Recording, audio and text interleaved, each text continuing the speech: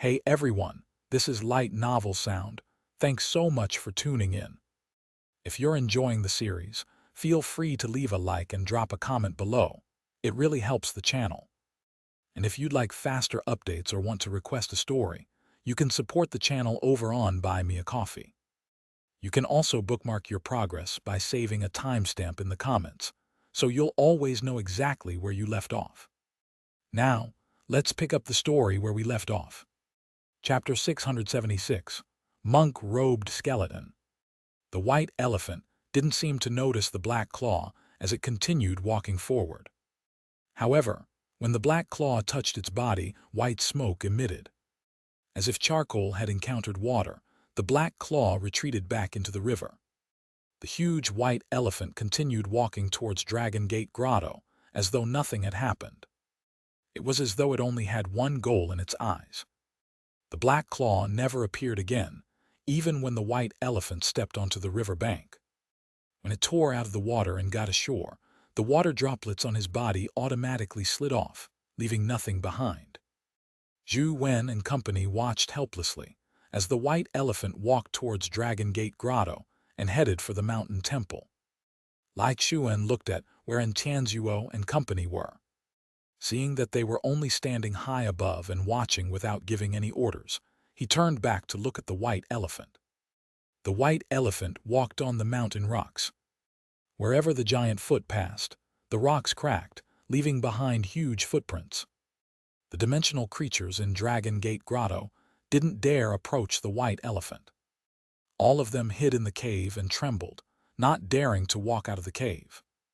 The huge white elephant walked all the way to the temple, before stopping to look at the monk-robed skeleton that emitted a resplendent golden light. It raised its trunk and let out an elephant's trumpet. "Not good. Quickly cover your ears," Zhou Wen shouted at Xianxia. However, it was already a little too late. Everyone felt a thunderclap in their ears, causing their minds to buzz. The soldiers with weaker cultivation levels fell to the ground. Even epic officers saw stars. "Help, help me up. Why do I feel like I'm in front of gold ingots?"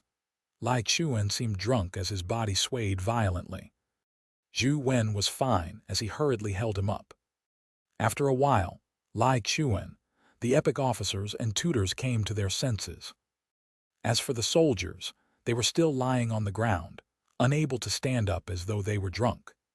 When Zhou Wen looked at the temple, he saw that the white elephant had already stepped into it. The moment it stepped into the temple, the golden light on the monk-clothed skeleton suddenly flared up brightly like the sun. The golden light shone on the white elephant's body, causing it to falter. The white elephant paused for a moment, but it quickly walked towards the monk-robed skeleton again. Under the suppression of the terrifying golden light, it found it extremely difficult to take a step forward. However, it had no intention of giving up. It continued walking towards the monk-robed skeleton. The closer it was to the skeleton, the slower its speed became. When it was only a few steps away from the skeleton, it took each step like it was carrying a mountain. Finally, the white elephant walked in front of the monk-robed skeleton. Just as Zhou Wen was guessing what it was about to do, it raised its trunk and swept it at the monk-robed skeleton, as though it was a huge pillar that emitted terrifying holy light. "It wants to destroy the monk's remains," Xianxia said in surprise. Just as he said that, the white elephant's trunk slammed into the monk-robed skeleton.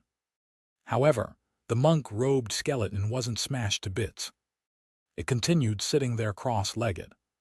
It suddenly raised its bony hand and grabbed the white elephant's trunk. In the next moment, everyone saw an unbelievable scene. With a wave of the skeleton's hand, the gigantic elephant's body was easily thrown away. Under Zhou Wen and company's horrified gazes, the massive elephant fell into the river beneath Dragon Gate Grotto. Boom! Water splashed up hundreds of feet high as the huge elephant's body smashed into the river, creating a huge crater at the bottom. Instantly, the water level around the river bank increased drastically, almost reaching the encampment. That monk-robed skeleton is alive.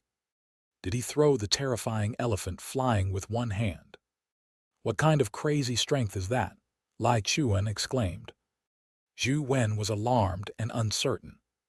It could fling such a massive and powerful white elephant easily. Such immense strength was probably something only Tyrant Behemoth could achieve when it used absolute strength. However, no matter how Zhou Wen looked at it, the monk-robed skeleton didn't look like it had powers like absolute strength. What's his background? Why is the white elephant attacking him? Zhou Wen sized up the monk-robed skeleton in surprise. The skeleton was crystalline, and it emitted an intense golden glow, like a Buddha's golden body. Although the monk robe was tattered, it couldn't conceal the Buddhist light. He sat in a lotus position with a stone door behind him. There were no words or patterns on the door, and behind it was an extremely simple squarish stone house. The stone house was less than 2 meters tall, and the stone door was even shorter. The monk-robed skeleton was sitting in front of the door, which was only 20 to 30 centimeters taller than him. A normal adult would probably have to bend to enter. Could it be that there's something strange in the stone house behind the monk-robed skeleton? Zhou Wen was guessing when he heard a tumultuous sound. Turning his head, he saw the white elephant fighting a similarly gigantic black creature in the river. As the river water churned, Zhou Wen finally saw what the black object was. What a huge turtle! Such a huge turtle must have lived for hundreds of thousands of years. Killing it to make a stew will definitely be nutritious, Lai Chuan exclaimed with widened eyes. The black creature was actually a huge turtle. It was pitch black, and its shell was like black iron. Its body wasn't much smaller than the white elephant. It fought the white elephant in the river and bit its neck, refusing to let go. The white elephant couldn't shake it off no matter how hard it tried. Its holy flesh and blood couldn't defend it from the turtle's teeth. Blood gushed out from the bite, dyeing the river red. Terrifying power constantly erupted from the elephant's body, but it couldn't do anything to the huge turtle. The turtle's shell was just too hard. Even with the elephant's strength, it couldn't smash it open. The holy light on the white elephant's body grew dimmer. Just as the huge turtle was about to kill it in the river, a bird's cry suddenly resounded. A golden light descended from the sky. It was the giant golden bird. It tore through the air like a bolt of lightning as its pair of talons grabbed at the tortoise's turtle shell. It managed to penetrate the black iron like turtle shell. The pain made the turtle release its grip. However, the golden bird didn't stop. It flapped its wings and lifted the huge turtle high into the sky. It brandished its sharp claws and tore it to pieces in the blink of an eye.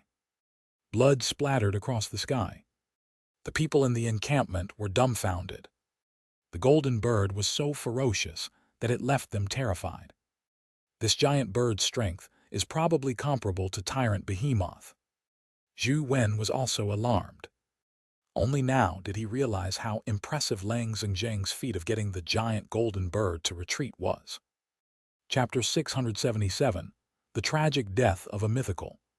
The turtle's shell was extremely hard, but it couldn't withstand the golden bird's sharp claws at all. In a moment, it was torn to pieces. The golden bird then ate it in midair, killing it in the blink of an eye. How horrid! To think I actually fought it before. It's really lucky that I didn't die. Zhou Wen was secretly alarmed. Back then, he wasn't as strong as he was now. Of course, that wasn't a real battle. The golden bird's target wasn't him, or Zhou Wen wouldn't have been able to escape so easily. When the huge turtle was killed by the golden bird, the white elephant finally crawled out of the river. The wounds on its body rapidly healed. The strength of the huge white elephant was originally above the huge turtle's, but it had been thrown out by the monk-clothed skeleton, rendering it completely defenseless. This produced an opening for the huge turtle to take advantage of the situation. The golden bird tore and ate up the turtle, but it had no intention of touching the elephant. It flapped its wings and shot straight into the clouds like a bolt of golden lightning, disappearing behind the mountain peak. After the wounds on the elephant's body healed, it charged towards the monk-robed skeleton in the temple again. Its holy light surged crazily, but it was barely able to reach the skeleton. As it had been severely injured, it didn't even have the ability to attack the monk-robed skeleton. After persisting for a long period of time, the strength of the elephant slowly dwindled from the clash with the golden light. Finally, it couldn't withstand the impact of the golden light, as its massive body appeared to be struck by rapids. It rolled down Dragon Gate Grotto and fell into the river, triggering a huge wave. "That monk-robed skeleton is really too powerful," Xiu Wen exclaimed. "Did you see the object that the skeleton seems to be holding in its hand?" Zhou Wen had been observing the skeleton. He had managed to throw the white elephant away with one hand, but his other hand never moved. It had always been covered by the monk robes. Zhou Wen saw that there seemed to be an abnormal bulge. Unfortunately, Truth Listener's ability was affected by the golden light. He couldn't tell what was happening around the monk-robed skeleton, or he would have known if there was anything in his hand. Xiu Wen used his life soul's insect eyes to look, but he only saw something vague. He couldn't tell what it was either. "You think the white elephant is so desperate for the item in his hand?" Xiu Wen guessed. "I'm not sure yet. Let's wait and see." Zhou Wen saw the white elephant crawl out again as it panted by the riverside. However, it was unwilling to give up. After resting for a while, it charged towards the monk-robed skeleton for the third time.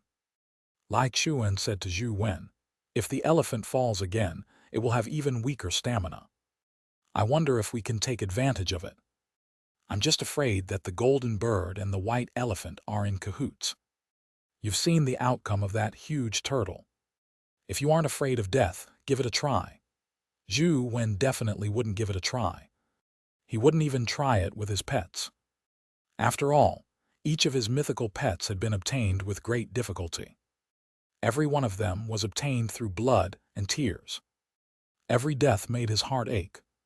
That makes sense. That golden bird is too terrifying. It's probably an existence that can match Primordial Sword, Immortal, and Tyrant Behemoth. From its abilities, it seems to be focused on speed and offensive strength. Could it be the legendary golden-winged roc? Xiu Wen guessed. That's very likely.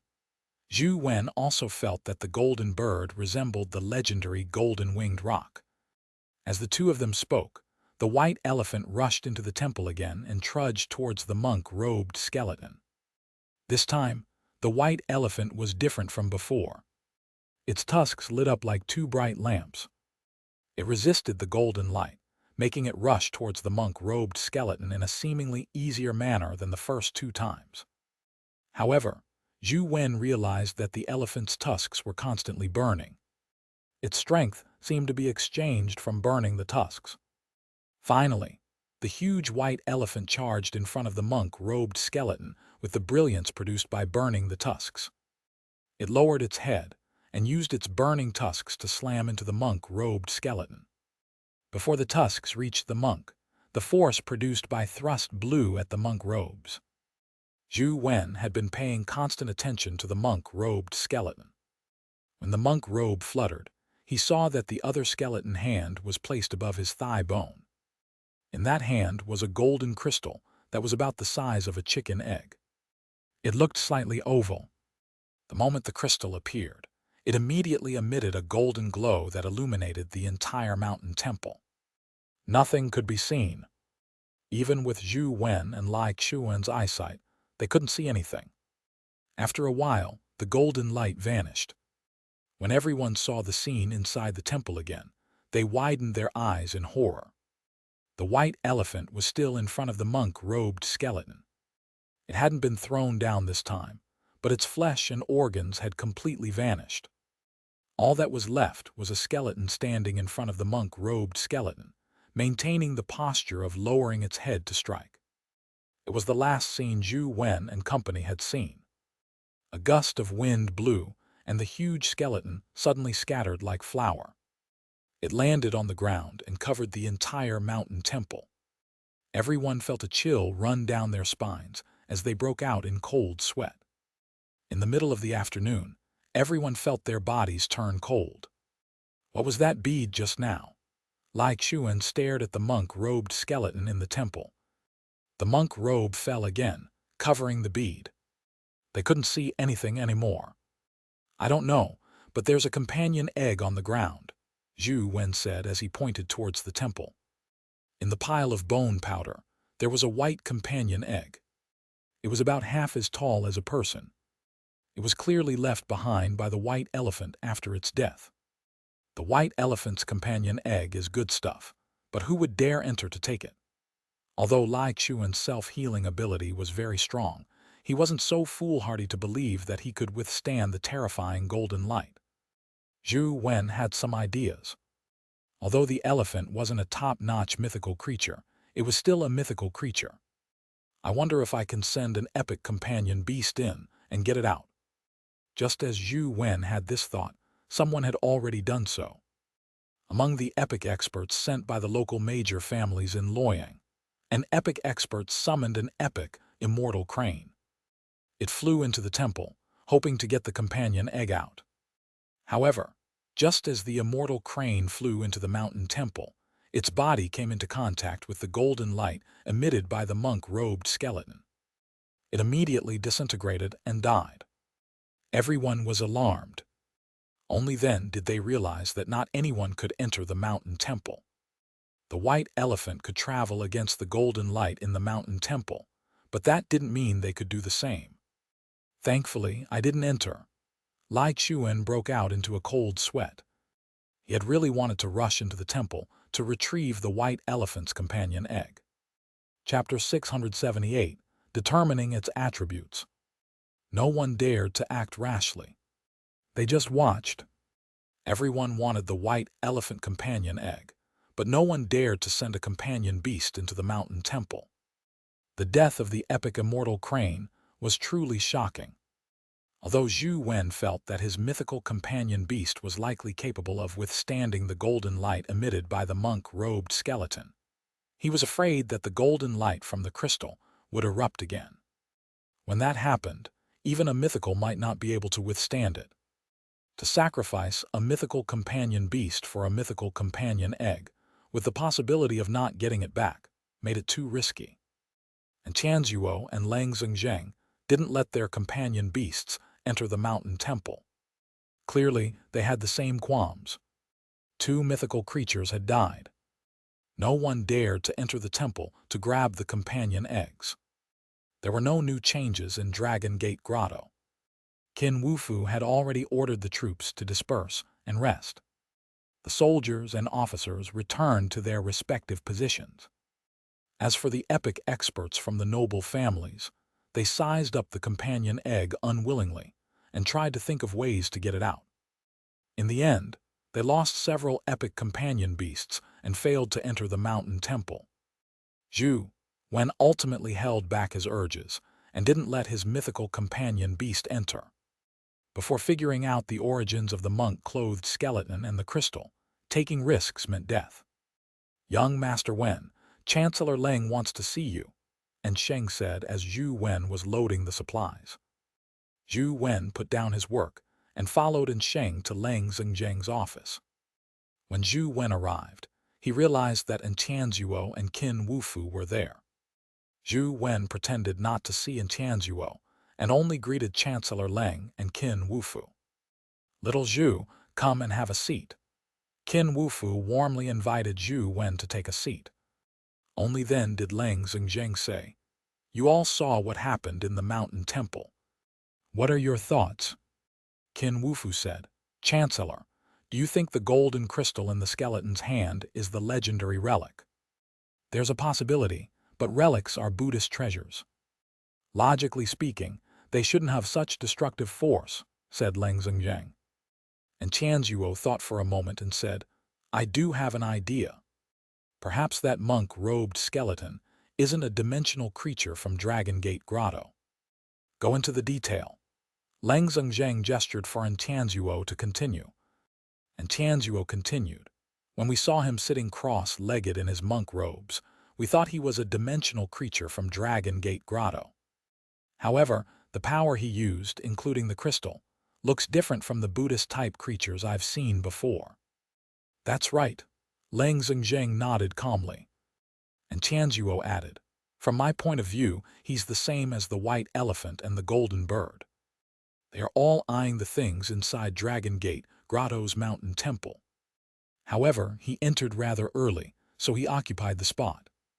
The white elephant's target isn't him, but the stone house behind him. In conclusion, the thing that caused Dragon Gate Grotto to mutate might very well be inside that stone house. Tianzuo's guess coincides with mine. The golden-winged bird and the monk-robed skeleton are top mythical creatures. If we want to achieve anything, I'm afraid we won't be able to avoid competing with them. We need to make early preparations. After Lang Zheng said that, he looked at Zhou Wen and said, when the time comes, you can enter the mountain temple with us. You have to be prepared to fight the golden-winged bird and the monk-robed skeleton. If you have any worries, tell me ahead of time. Yes, I'll prepare well, Zhou Wen answered. Lang Zheng nodded and continued. Let's say that the monk-robed skeleton isn't a dimensional creature from Dragon Gate Grotto, nor is he a Buddhist Thai creature. Which type do you think it is? Qin Wufu pondered and said, I've seen quite a number of dimensional creatures over the years, but this is the first time I've seen such power. Seeing Lang Zheng look at him, and Tianzuo shook his head and said, I've never seen it before. Seeing that everyone was unsure of the skeleton's strength, Lang Zheng said, since that's the case, let's start from judging the skeleton's strength stat. Zhou Wen listened to their discussion from the side and didn't say a word. After all, he was still too young. The dimensional zones and dimensional creatures he had come into contact with were limited. His experience couldn't compare to the few people present, so all he could do was listen to their discussion. It would also broaden his knowledge. Lang Zheng and company planned on using the most primitive and most effective method to probe what kind of dimensional creature the monk-robed skeleton was. The method was very simple. It was to use the principle of attribute strengths and weaknesses. They would send companion beasts of similar strength, but of different types into the mountain temple. Then, they could observe the reactions after being attacked by the golden light in the mountain temple. If they were strong or weak against it, they would definitely have different reactions. They might die quickly or last a little longer. By using these minute differences, one could roughly deduce the monk-clothed skeleton's type. Of course, this method had a premise. Among the companion beasts used for testing, there had to be existences that were strong or weak against the monk-robed skeleton, or they would be useless. After the discussion ended, and Sheng was in charge of the probe, Zhou Wen didn't receive any assigned missions as he continued his preparations. The test didn't go smoothly, and Sheng used 19 different legendary companion beasts to test, but he didn't find anything abnormal. Finally, he felt that it was likely that a legendary companion beast was too weak. Even if it was strong or weak against it, it was difficult to show it. They had to use epic companion beasts in the second round of testing. The results of the second round of tests were the same. Despite sacrificing more than 10 epic companion beasts, they still failed to figure out the attributes of the monk-robed skeleton. The only thing they could confirm was that the monk-robed skeleton wasn't a Buddhist type. Zhou Wen kept thinking about how he could safely get the white elephant companion egg out, so he was also studying the attributes of the monk-robed skeleton. Unfortunately, there wasn't an anomaly in Dragon Gate Grotto in-game, nor was there a mountain temple or monk-robed skeleton. There was no way to test it in-game. After some thought, Zhou Wen had an idea. Primordial Spore's life providence was eternal immortality. Although its stats weren't high, it wasn't easy to kill it. Even the Golden Overlord Sword's Golden Sword Beam, which had the augmentation of ever victorious and unstoppable, couldn't kill Primordial Spore. This showed how powerful the eternal immortality life providence was. At present, Zhou Wen only knew that there were two types of skills that could directly kill Primordial Spore: Bright Torch Vision World and Tai Sui's innate talent. Therefore, Zhou Wen thought of letting Primordial Spore enter the temple to give it a try. Perhaps he might discover something. Having made up his mind, Zhou Wen didn't hesitate any further. He released Primordial Spore and allowed it to float slowly towards the mountain temple. Chapter 679, It's Here for Me. Primordial Spore slowly floated over the river and headed for the mountain temple. Although there were many fairies and malas wandering around, none of them noticed the existence of Primordial Spore. Zhou Wen realized that using Primordial Spore to scout the way was extremely effective. Few dimensional creatures could discover its existence. Primordial Spore made its way to the temple without any obstructions. However, the moment Primordial Spore entered the temple, something went wrong. Although Primordial Spore wasn't killed by the golden light that enveloped the entire mountain temple, its body emitted a blinding light when it clashed with the golden light. It was like a firefly's glow. Although the light wasn't eye-catching, it made Primordial Spore lose the advantage of being virtually invisible. Primordial Spore flew through the golden light and soon arrived beside the white elephant companion egg. As it had the eternal immortality life providence, it wasn't killed by the golden light. Having been exposed, it was too risky to let Primordial Spore fly towards the monk-robed skeleton. Under such circumstances, Zhou Wen wasn't greedy. He got Primordial Spore to land on the white elephant's companion egg before getting it to push the companion egg. He wanted to see if he could push the companion egg out of the temple. Primordial Spore's strength was very weak, but that was when compared to other mythical creatures. At the very least, it had 41 strength. It was more than enough to push the white elephant's companion egg. Now, Zhou Wen was only a little worried. He didn't know if the monk-robed skeleton would interfere. Zhou Wen constantly observed the monk-robed skeleton's movements. As long as he made any abnormal movements, Zhou Wen would immediately get Primordial Spore to escape and leave the companion egg behind. However, the monk-robed skeleton didn't react. Primordial Spore stuck to the white elephant companion egg, pushing it and making it slowly roll out of the temple. The soldiers monitoring the mountain temple discovered the phenomenon of the white elephant companion egg and immediately reported it to their superiors.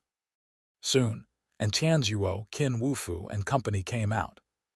Indeed, they saw the white elephant companion egg roll out of the mountain temple. What's going on? Why is the companion egg rolling out? Qin Wufu said in surprise as he held a pair of binoculars.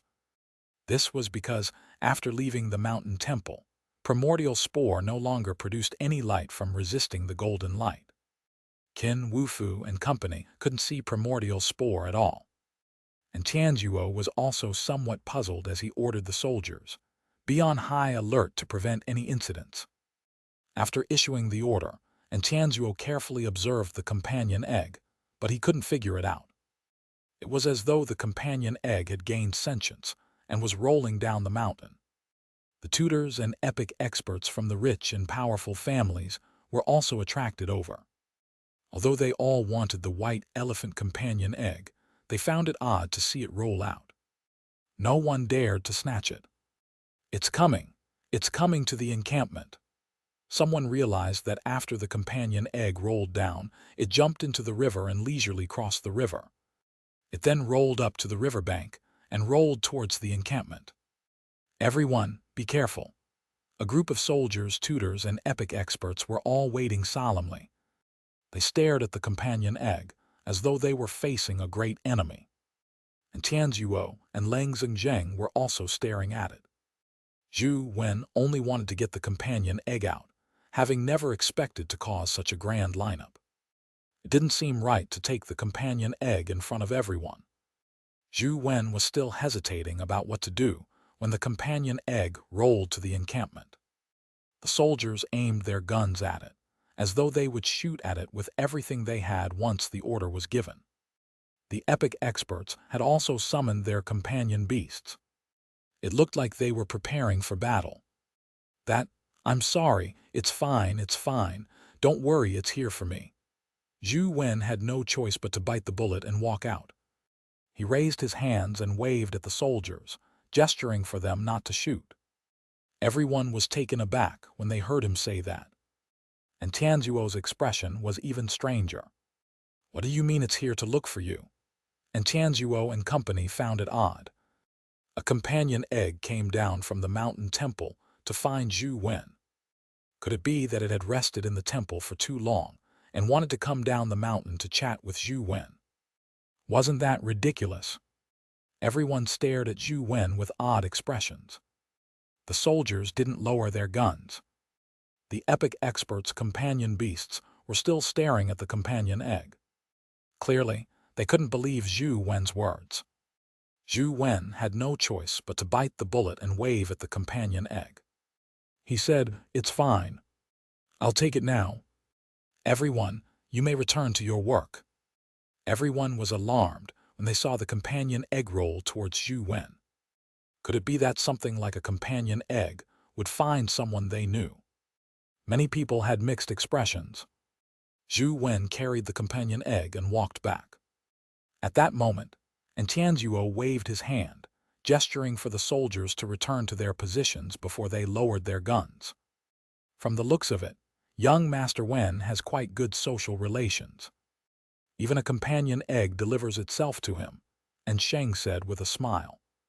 And Tianzuo said with a cold expression, "It's just a lowly trick."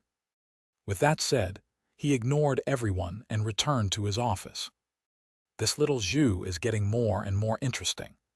Lang Zhengzheng looked at Zhou Wen with a smile before turning to leave. The news of companion eggs coming down the mountain to chat with Zhou Wen immediately spread in the encampment. The more it spread, the crazier it became. You might not know about this. It was a cold, windy day. Countless heroes used all kinds of companion beasts, but none of them were able to extract the companion egg from the mountain temple. It could be said that there were countless deaths and injuries. However, who would have expected that the companion egg of the huge white elephant couldn't withstand the loneliness in the middle of the dark, windy night?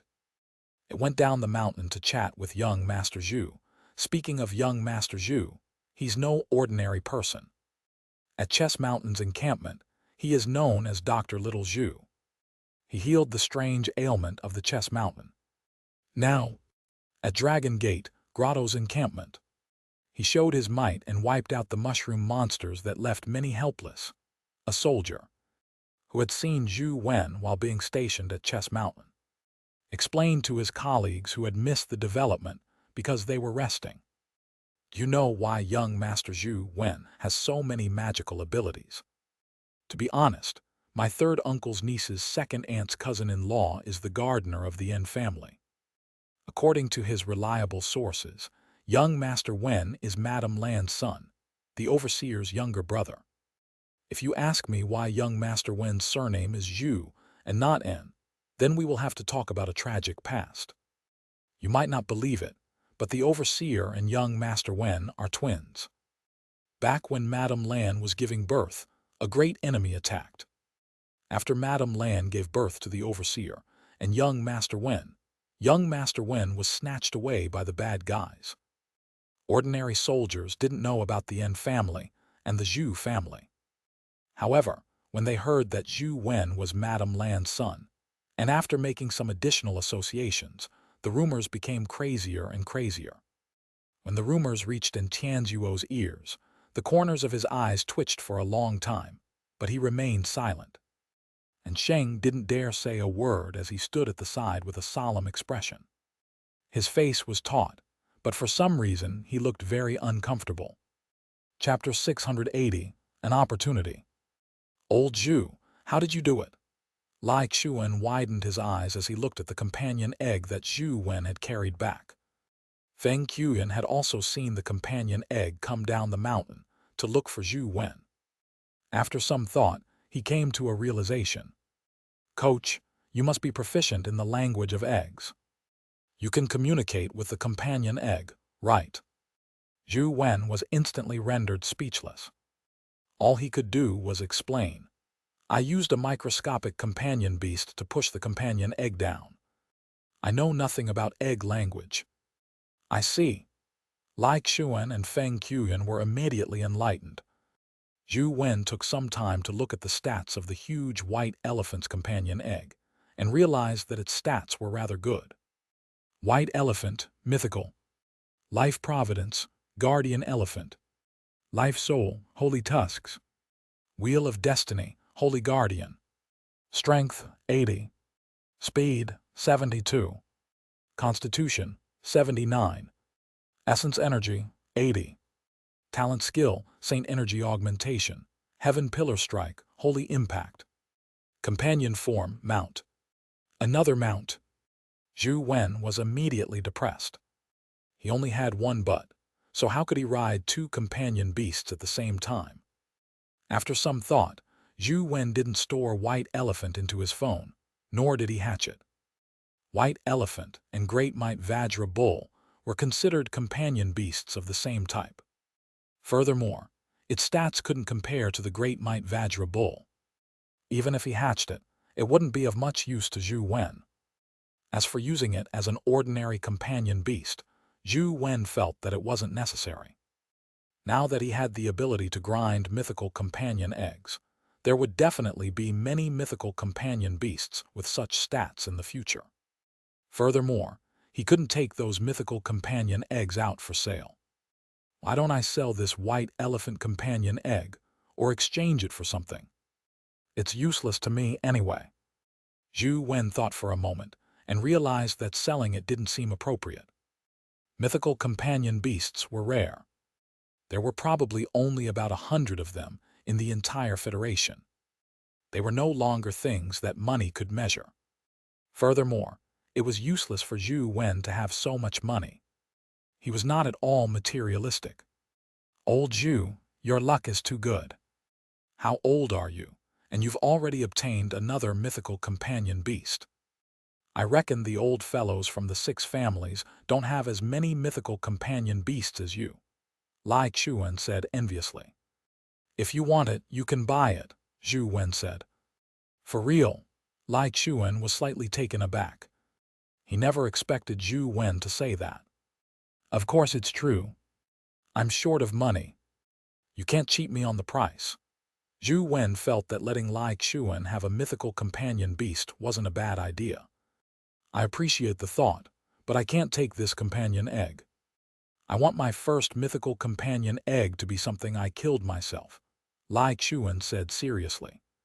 Qiuyan, what about you? Are you interested? Zhou Wen asked Feng Qiuyan again. The white elephant doesn't suit me. Feng Qiuyan was even more direct. Zhou Wen was depressed.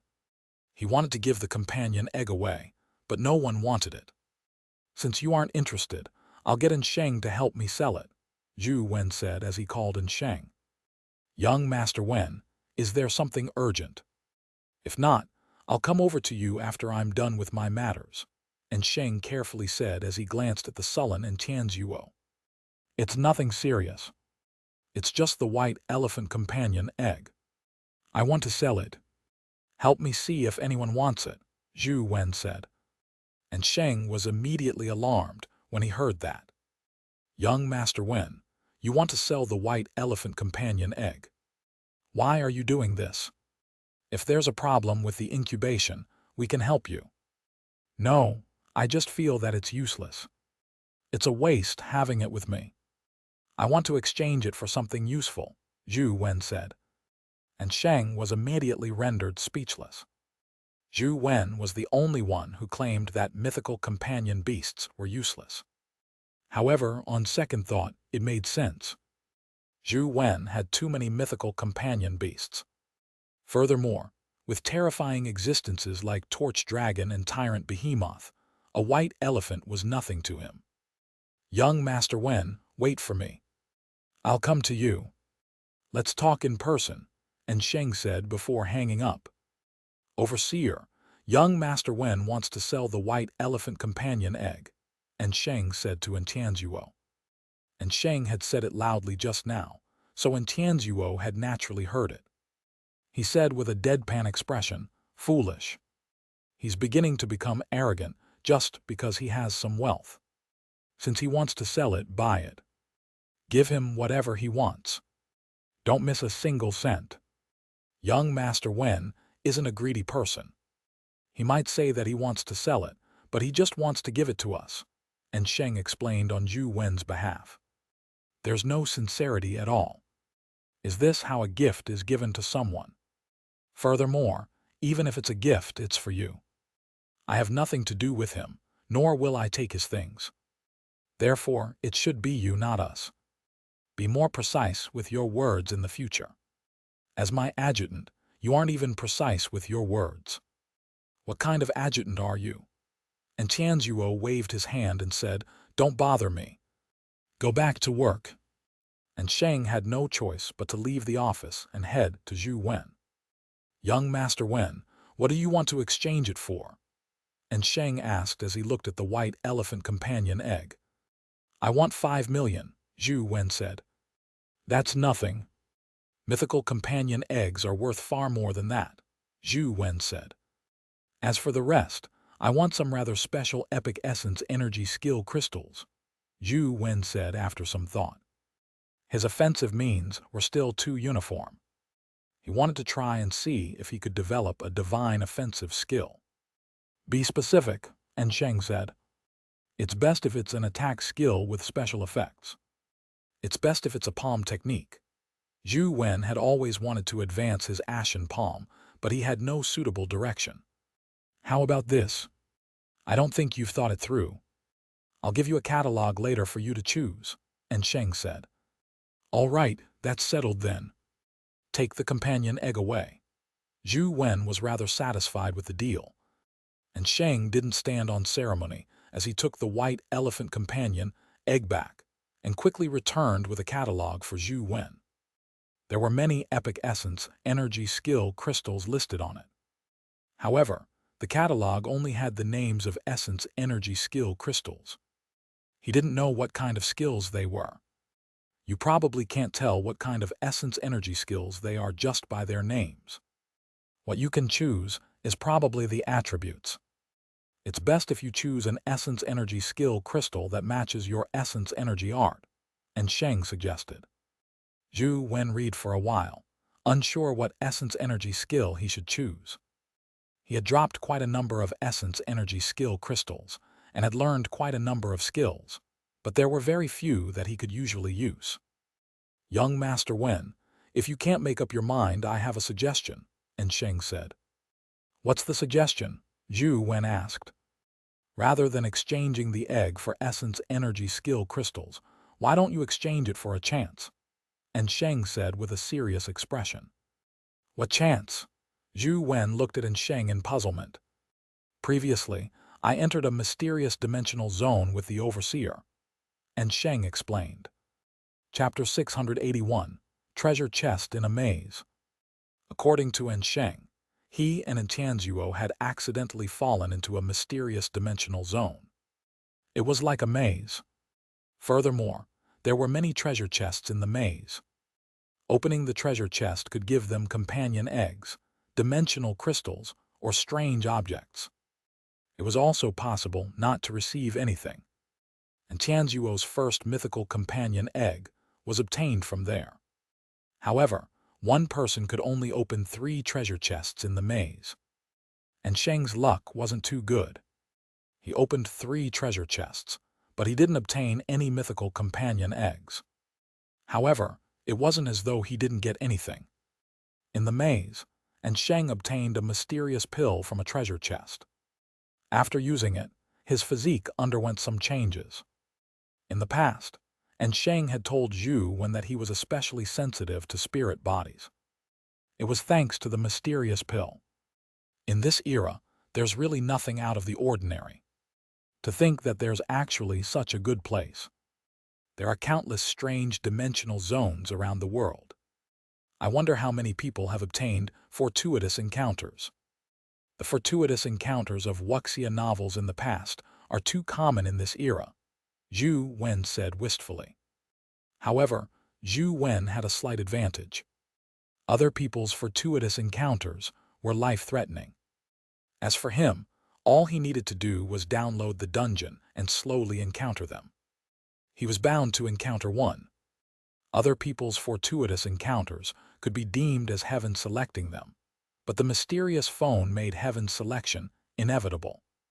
The world is changing, and humans are changing as well. It's the same for the Federation. However, no matter how the world changes, there's one thing that won't change, and Sheng said. What? Zhou Wen really couldn't think of anything in this world that wouldn't change. The winner is king, and Sheng said seriously. Zhou Wen was taken aback. This didn't sound like in Sheng's style. He imagined that in Sheng would say something about family. And Sheng smiled and said, "Let's talk about the maze." The maze itself changes automatically. To walk out of it, one needs to understand the Book of Changes and Chinese divination. Last time, we found a total of 12 treasure chests when Overseer took me through the maze. We opened 6 and left the remaining 6 for Madame and Miss Jing. However, in the maze, one needs the strength of an epic to survive. Miss Jing hasn't had the chance to go. Madame has been investigating Mr. Aoyang's matter, so she hasn't had the time to go either. Now, she's investigating Chu He. I reckon she won't be going. Why not use the white elephant to exchange for a chance to enter and try your luck? Since this is Sis Lan's chance, it's not nice of me to exchange for it, right? Zhou Wen was somewhat hesitant. There's nothing wrong with it. The treasure chests have at best mythical companion eggs. If you're unlucky, there might be nothing. It's very reasonable for you to exchange a mythical companion egg for an opportunity. Besides, if Madame isn't going, having you take this opportunity is better than letting others benefit, and Sheng said. Zhou Wen thought that it made sense. Since Sis Lan wasn't going, it was fair for him to use the white elephant companion egg to exchange for this opportunity. All right, Zhou Wen nodded slightly. After the matter at Dragon Gate Grotto is resolved, I'll take you there. That place isn't in Luoyang. Besides, before you go, you have to remember the maze possible path changes. I'll give you the map of the maze later, and Sheng said with a smile. After Sheng left, Zhou Wen continued grinding dungeons. He got nothing from entering Dragon Gate Grotto and grinding the baby tiger. Zhou Wen was already numb with disappointment. Why doesn't the dungeon in game change as well? If the game dungeons can intrinsically change, I can try cracking the Golden Light's secret in game, Zhou Wen thought greedily. Ding! When Zhou Wen was grinding the endless sea of stars, an essence energy skill crystal dropped. On careful look, it was the Neck Gold Dragon essence energy skill he had been looking forward to. It finally dropped. Zhou Wen was overjoyed. He had been grinding for many days. He had already obtained quite a number of the other 6 palaces of the Azure Dragon's 7 palaces, but only the Neck Gold Dragon eluded him. He had finally fulfilled his wish today. After impatiently absorbing the Essence Energy Skill Crystal, Zhou Wen felt another nail-like Essence Energy Acupoint appear on his body. When the Essence Energy Acupoint formed, the other 6 Essence Energy Acupoints that were like dead acupoints suddenly came to life. They formed an Essence Energy circulation between the 7 Essence Energy Acupoints. Horn, neck, root, room, heart, tail, winnowing basket. The 7 palaces were identical to the shape of a dragon. The horn was the horn of a dragon, and the neck was a dragon's neck. Root was the stem of the neck. Room corresponded to the arms, the heart was the heart, and the winnowing basket was the tail. Essence energy flowed through the 7 essence energy points like an azure dragon. Zhou Wen could even hear the azure dragon's long roar. Zhou Wen looked at his stats in game and realized that the 7 essence energy skills had vanished, turning into an essence energy skill. Eastern Azure Dragon 7 Lunar Mansions Mortal, Hornwood Scaly Dragon, Neck Gold Dragon, Root Earth Raccoon Dog, Room Solar Rabbit, Heart Lunar Fox, Tail Fire Tiger, and Winnowing Basket Water Leopard. Zhou Wen saw that the Essence Energy skill was still at the mortal stage, having not leveled up just because of the fusion of 7 skills. However, the Essence Energy skills that he couldn't use previously could now be used. He attempted to use the skill of the Azure Dragon's 7 lunar mansions in-game. The essence energy in his body surged and transformed into an invisible force that coiled around his body, protecting him. This feels a little similar to the Lotus Flower Buddha body's functions. They are all protective essence energy skills, but they seem much weaker than the Lotus Flower Buddha body. Zhou Wen couldn't help but be in a dilemma. He hadn't used the Lotus Flower Buddha body for a long time because it wasn't strong enough. Now, the Eastern Azure Dragon's 7 lunar mansions was only at the mortal stage, so the effects were even weaker. When Zhou Wen used it, he realized that the Azure Dragon's 7 knights could transform into the 7 different forms: Heart Lunar Fox, Room Solar Rabbit, and so on. But he didn't notice anything special. After grinding for so long, it's only a protective essence energy skill. Zhou Wen felt that something was amiss. With an essence energy skill named after the 28 lunar mansions, and one that was so difficult to grind, it shouldn't be so weak. Should I try gathering the 28 lunar mansions essence energy skill and give it a try? Zhou Wen wasn't willing to give up. He decided to grind the other lunar mansion skills if he had the time. However, Zhou Wen didn't plan on deliberately grinding them any further. It was just that he would farm them if he saw them during his search for astral combat beasts. It was best if he could gather all of them, but it was not necessary. He controlled the blood-colored avatar to constantly search for astral combat beasts in the endless sea of stars. After heading to other stellar zones, he indeed obtained other lunar mansion skills. After grinding for some time, Zhou Wen realized the pattern. In the 4 lunar mansion regions of North, South, East, and West, every lunar mansion region had one essence energy skill that was especially difficult to obtain. Furthermore, one couldn't use it unless one gathered all 7 essence energy skills.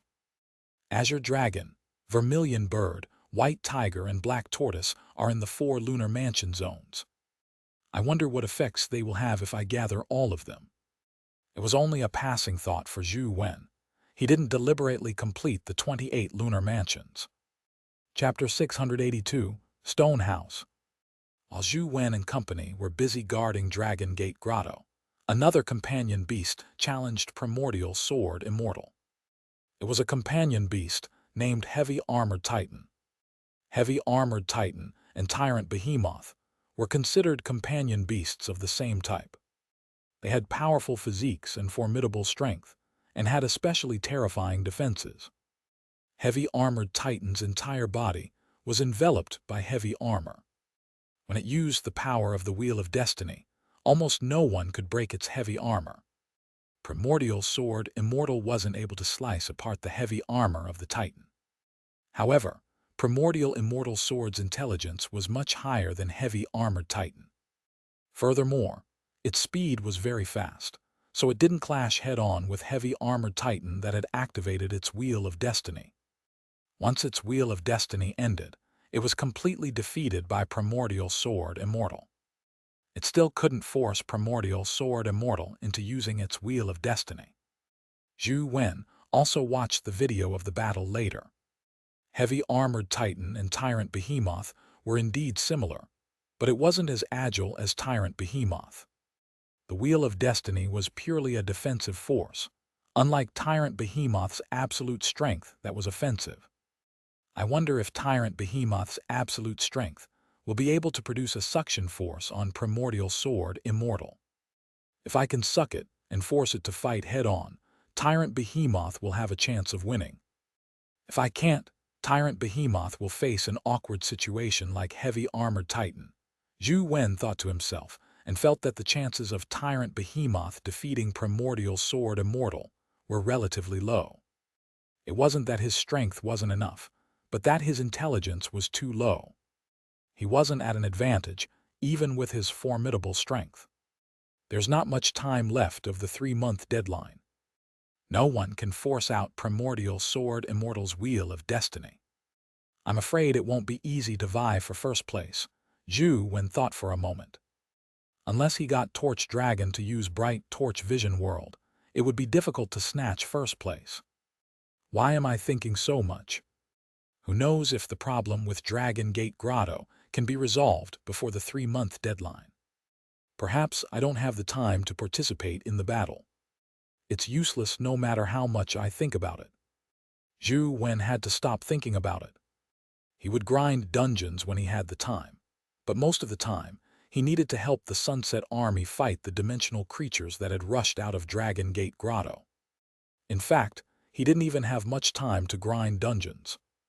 Large numbers of dimensional creatures rushed out of Dragon Gate Grotto every day, but most of the time, no mythical creatures appeared. They were dispatched by Chancellor Leng the few times they did appear. However, no mythical companion egg dropped.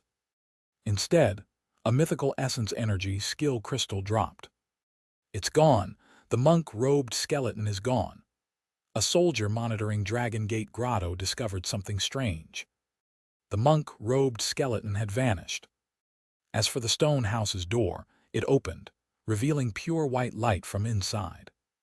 Just as everyone was feeling bewildered, the golden bird tore through the air and flew into the stone house. It was huge, and the stone house was short and small. The door was even shorter, but when the golden bird flew in front of the stone house, its body gradually shrank to almost the size of a pigeon as it flew in. Leng Zheng got Zhou Wen to join him before deciding that Leng Zheng and Sheng and Zhou Wen should enter the stone house to investigate. And Tianzuo still had to guard Luoyang, so he couldn't easily take the risk. This was especially so now. Mythical creatures could rush out of Dragon Gate Grotto at any time, and someone was needed to guard it. Otherwise, if they all entered, no one would be able to suppress the mythical creatures that appeared. When that happened, Luoyang would be doomed. Although we can't determine the attributes of the monk-robed skeleton, we can only take things one step at a time now.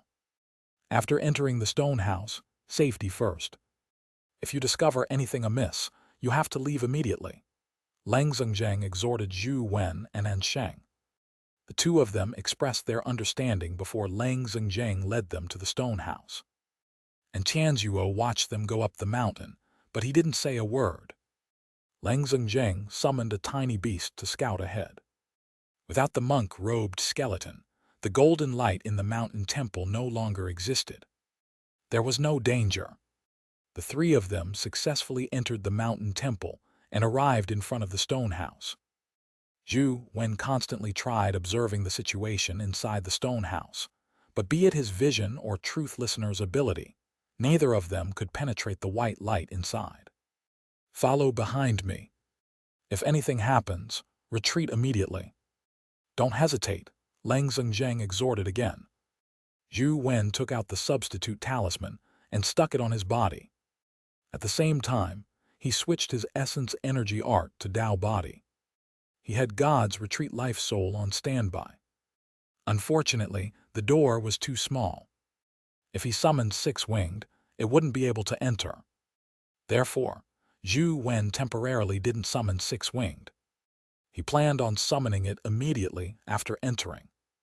Leng Zheng had already gotten the little beast to enter the stone house. After confirming that there was no danger of death, he led Zhou Wen and An Sheng into the stone house. Zhou Wen walked in and entered the white light. He found it very strange, as though he was walking in water, but the white light was something he couldn't touch. Due to the white light, Zhou Wen couldn't see anything. However, this feeling didn't last long. After taking 3 steps, the white light in front of him vanished as his eyes regained clarity. However, the scene in front of him left Zhou Wen alarmed. The scene in front of him wasn't a stone house. In front of him was a mysterious kingdom. The architectural style was very strange. The towers, buildings, monuments, and rooftops all had various Buddha statues. What was even more surprising was that this nation was made of gold bricks. All the buildings and statues were made of gold. They looked resplendent and dazzling.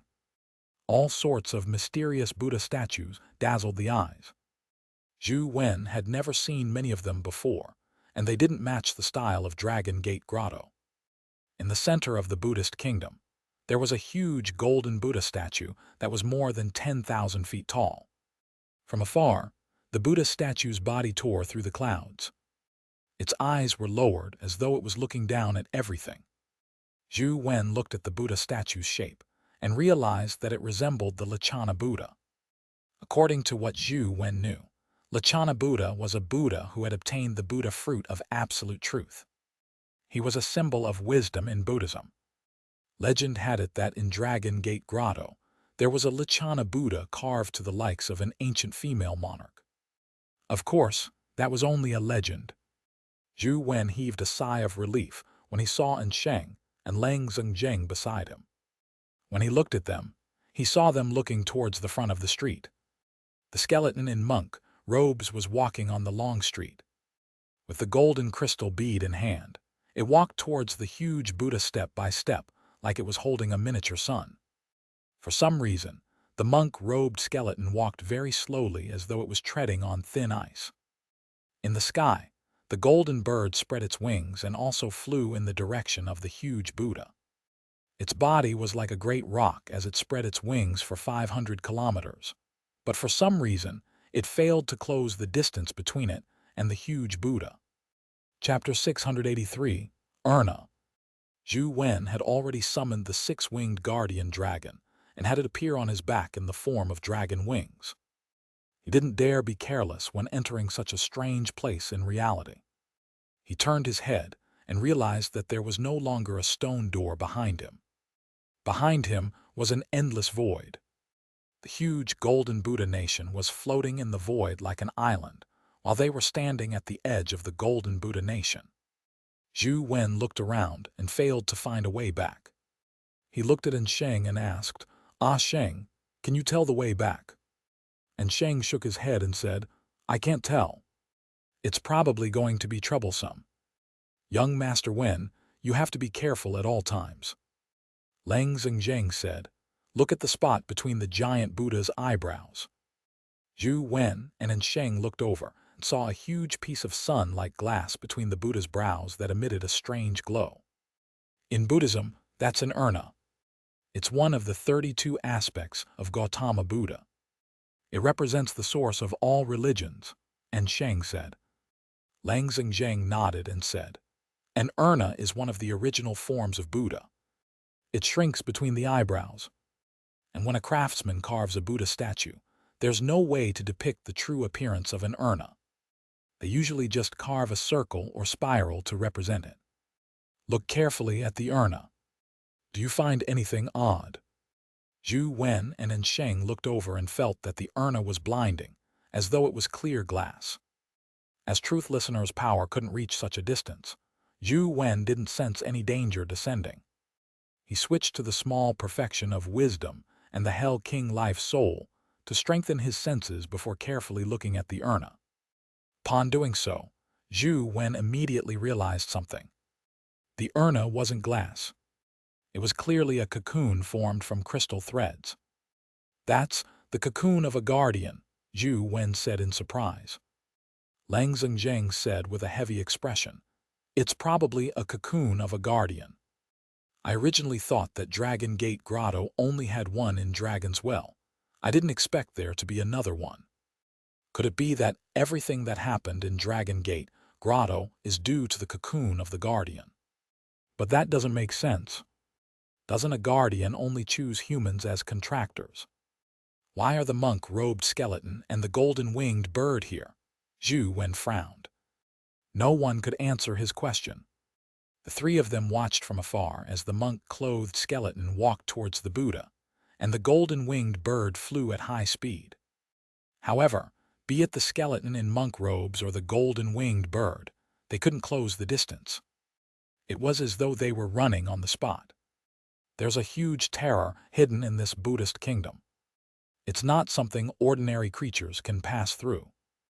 Little Zhu, summon that great might Vajra bull and see if it can approach the Buddha statue, said Lang Zhengjing. Zhou Wen hurriedly summoned the great might Vajra bull and made it try walking in the direction of the Buddha. It was odd. The golden-winged bird's flying speed was tremendous.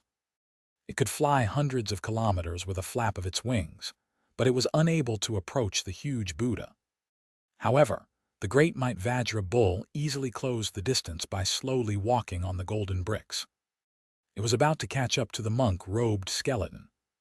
As expected, only Buddhist-type creatures can travel through the Buddhist kingdom. That monk-robed skeleton isn't a Buddhist-type creature after all. It's probably relying on the crystal in its hand to slowly walk towards the Buddha. As for the golden-winged bird, it can't approach it no matter what. It's worse than the monk-robed skeleton. As Lang Zheng spoke, he got Zhou Wen to summon the great Might Vajra bull back to prevent it from meeting the monk-robed skeleton. At that moment, a bird's cry rang through the clouds.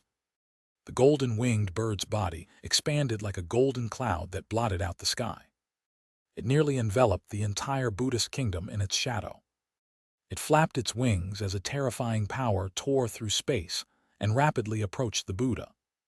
It actually broke through the restrictions of the Buddhist kingdom's strange powers. What terrifying might! Only the gigantified tyrant behemoth can match it. Zhou Wen was alarmed. Soon, the golden-winged bird arrived in front of the Buddha statue. As Lang Zheng had expected, it had indeed come for the cocoon of the guardian. It flew to the top of the Buddha's head and grabbed at it. The monk-robed skeleton also noticed the golden-winged bird's actions. A strange glint flashed in its eyes as it lifted the crystal in its hand. A golden beam shot out from the crystal and instantly struck the golden-winged bird. The golden-winged bird didn't dare let the golden beam of light strike it. It gave up on the cocoon of the guardian and flapped its wings to dodge. The crystal in the skeleton's hand constantly emitted golden beams, preventing the golden-winged bird from approaching the cocoon. The golden-winged bird's actions were interrupted a few times.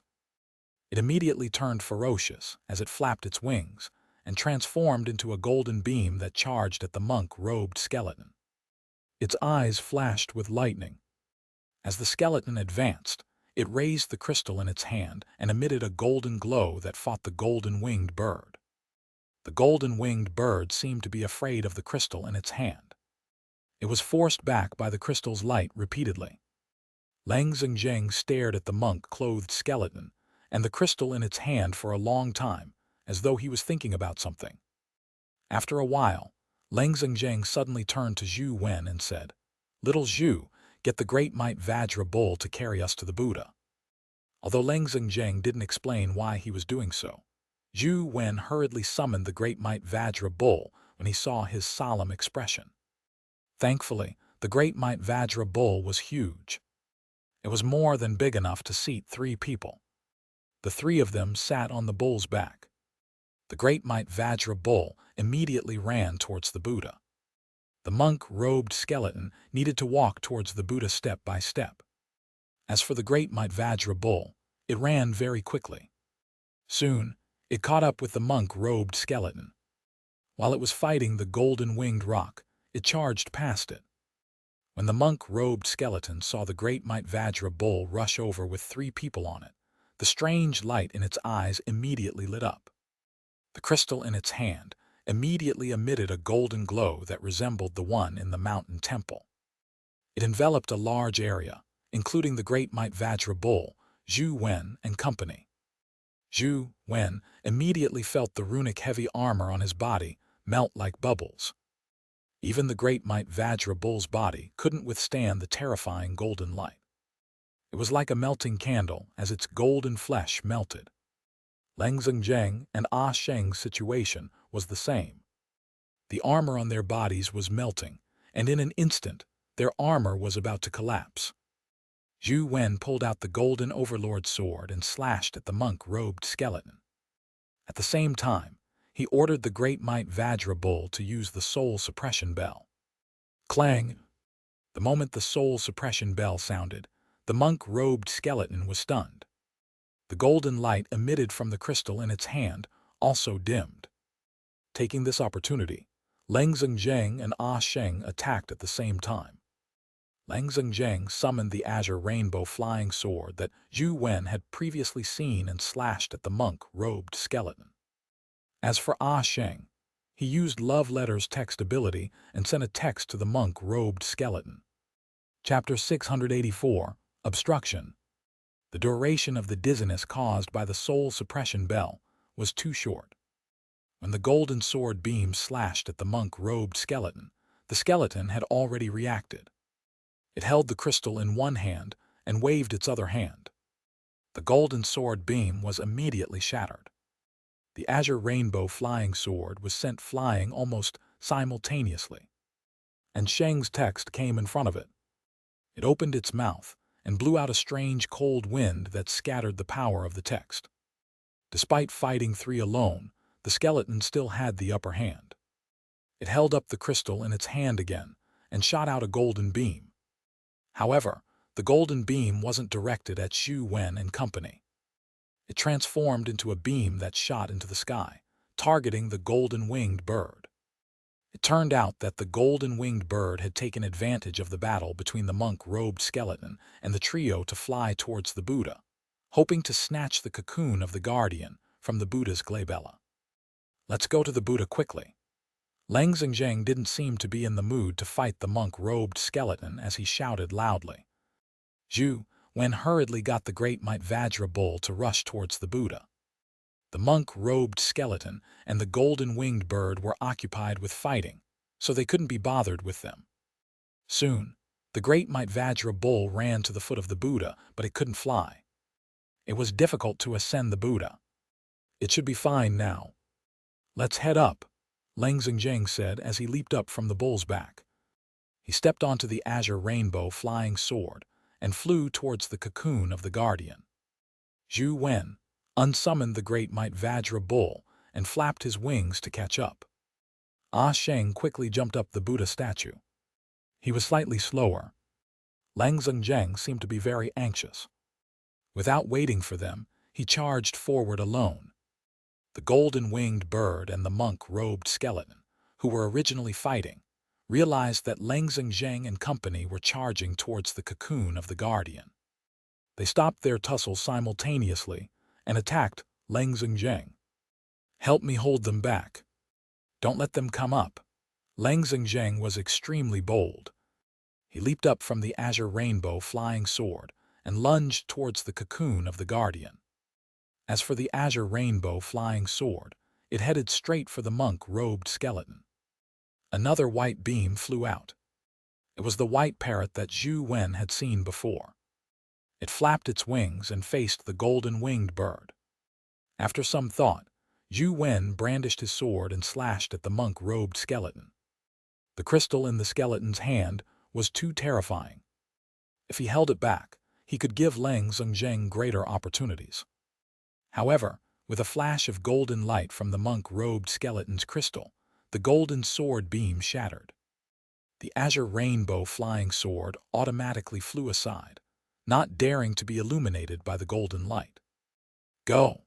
Zhou Wen summoned Tyrant Behemoth and made a charge at the monk-robed skeleton while he charged at the golden-winged bird. Boom! Tyrant Behemoth landed on the ground and roared at the skeleton. The crystal in the monk-clothed skeleton's hand emitted a golden glow as it struck Tyrant Behemoth. Tyrant Behemoth raised its arm to block, but its arm was penetrated by the golden light. In the next second, Tyrant Behemoth activated absolute strength. Its body turned into a black hole, causing the surrounding space to distort and form a strange suction force. The monk-clothed skeleton's body was sucked towards Tyrant Behemoth, but it refused to be outdone. It raised the crystal in its hand again and shot out a terrifying golden light towards Tyrant Behemoth. However, the golden light was suppressed by Tyrant Behemoth's absolute strength. Tyrant Behemoth charged forward, tanking the golden light before punching the monk-robed skeleton. Boom! Tyrant Behemoth blasted open a huge pit in the gold-bricked ground. As for the monk-robed skeleton, it used some unknown method to dodge Tyrant Behemoth's attack and moved a few hundred meters away. Tyrant Behemoth roared and immediately chased after it. In the sky, the white parrot actually spoke the human language. As it flew, it cursed, "Little eagle brat, go back and ask your mother. See whose son you are.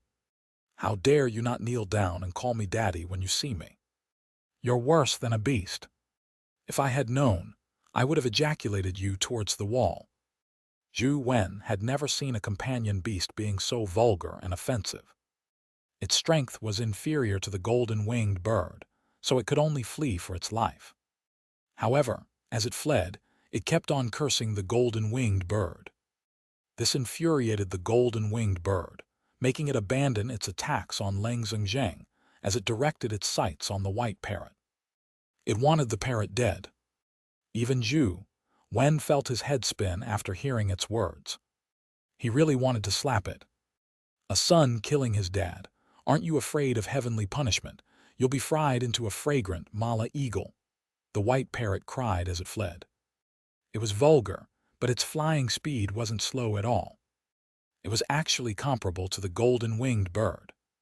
Furthermore, this fellow's flying trajectory clearly had some technique involved. It wasn't as simple as relying on speed. When Zhou Wen rushed forward, the golden-winged bird was already enraged. Its body emitted a golden glow as mysterious ancient text appeared on its feathers, causing its body to emit a terrifying divine glow. With a flap of its wings, its body tore through the void and appeared above the white parrot. Its claws, that resembled sharp blades, were about to grab the white parrot. The white parrot's figure phased away as it used a teleportation skill to avoid the golden-winged bird's talons. No matter how awesome a son is, he's still a son. If you want to capture me, spend another 10,000 years training and there might still be hope. The white parrot cursed as it fled in the opposite direction of the Buddha statue. Unfortunately, its teleportation skill was the same as Zhou Wen's lost country. It couldn't be used continuously. The golden-winged bird that had already gone berserk instantly caught up to it and grabbed it in midair. Let go of your daddy. There's nothing impressive about flying fast. If you have the guts, let's fight on the ground. The white parrot had already been caught, but its mouth didn't stop. Zhou Wen flapped his wings and slashed at the golden-winged bird's claw, hoping to save the white parrot. To his surprise, the golden-winged bird hated the white parrot to the core. It ignored the golden sword beam and retracted its claw, about to tear the white parrot's body into pieces.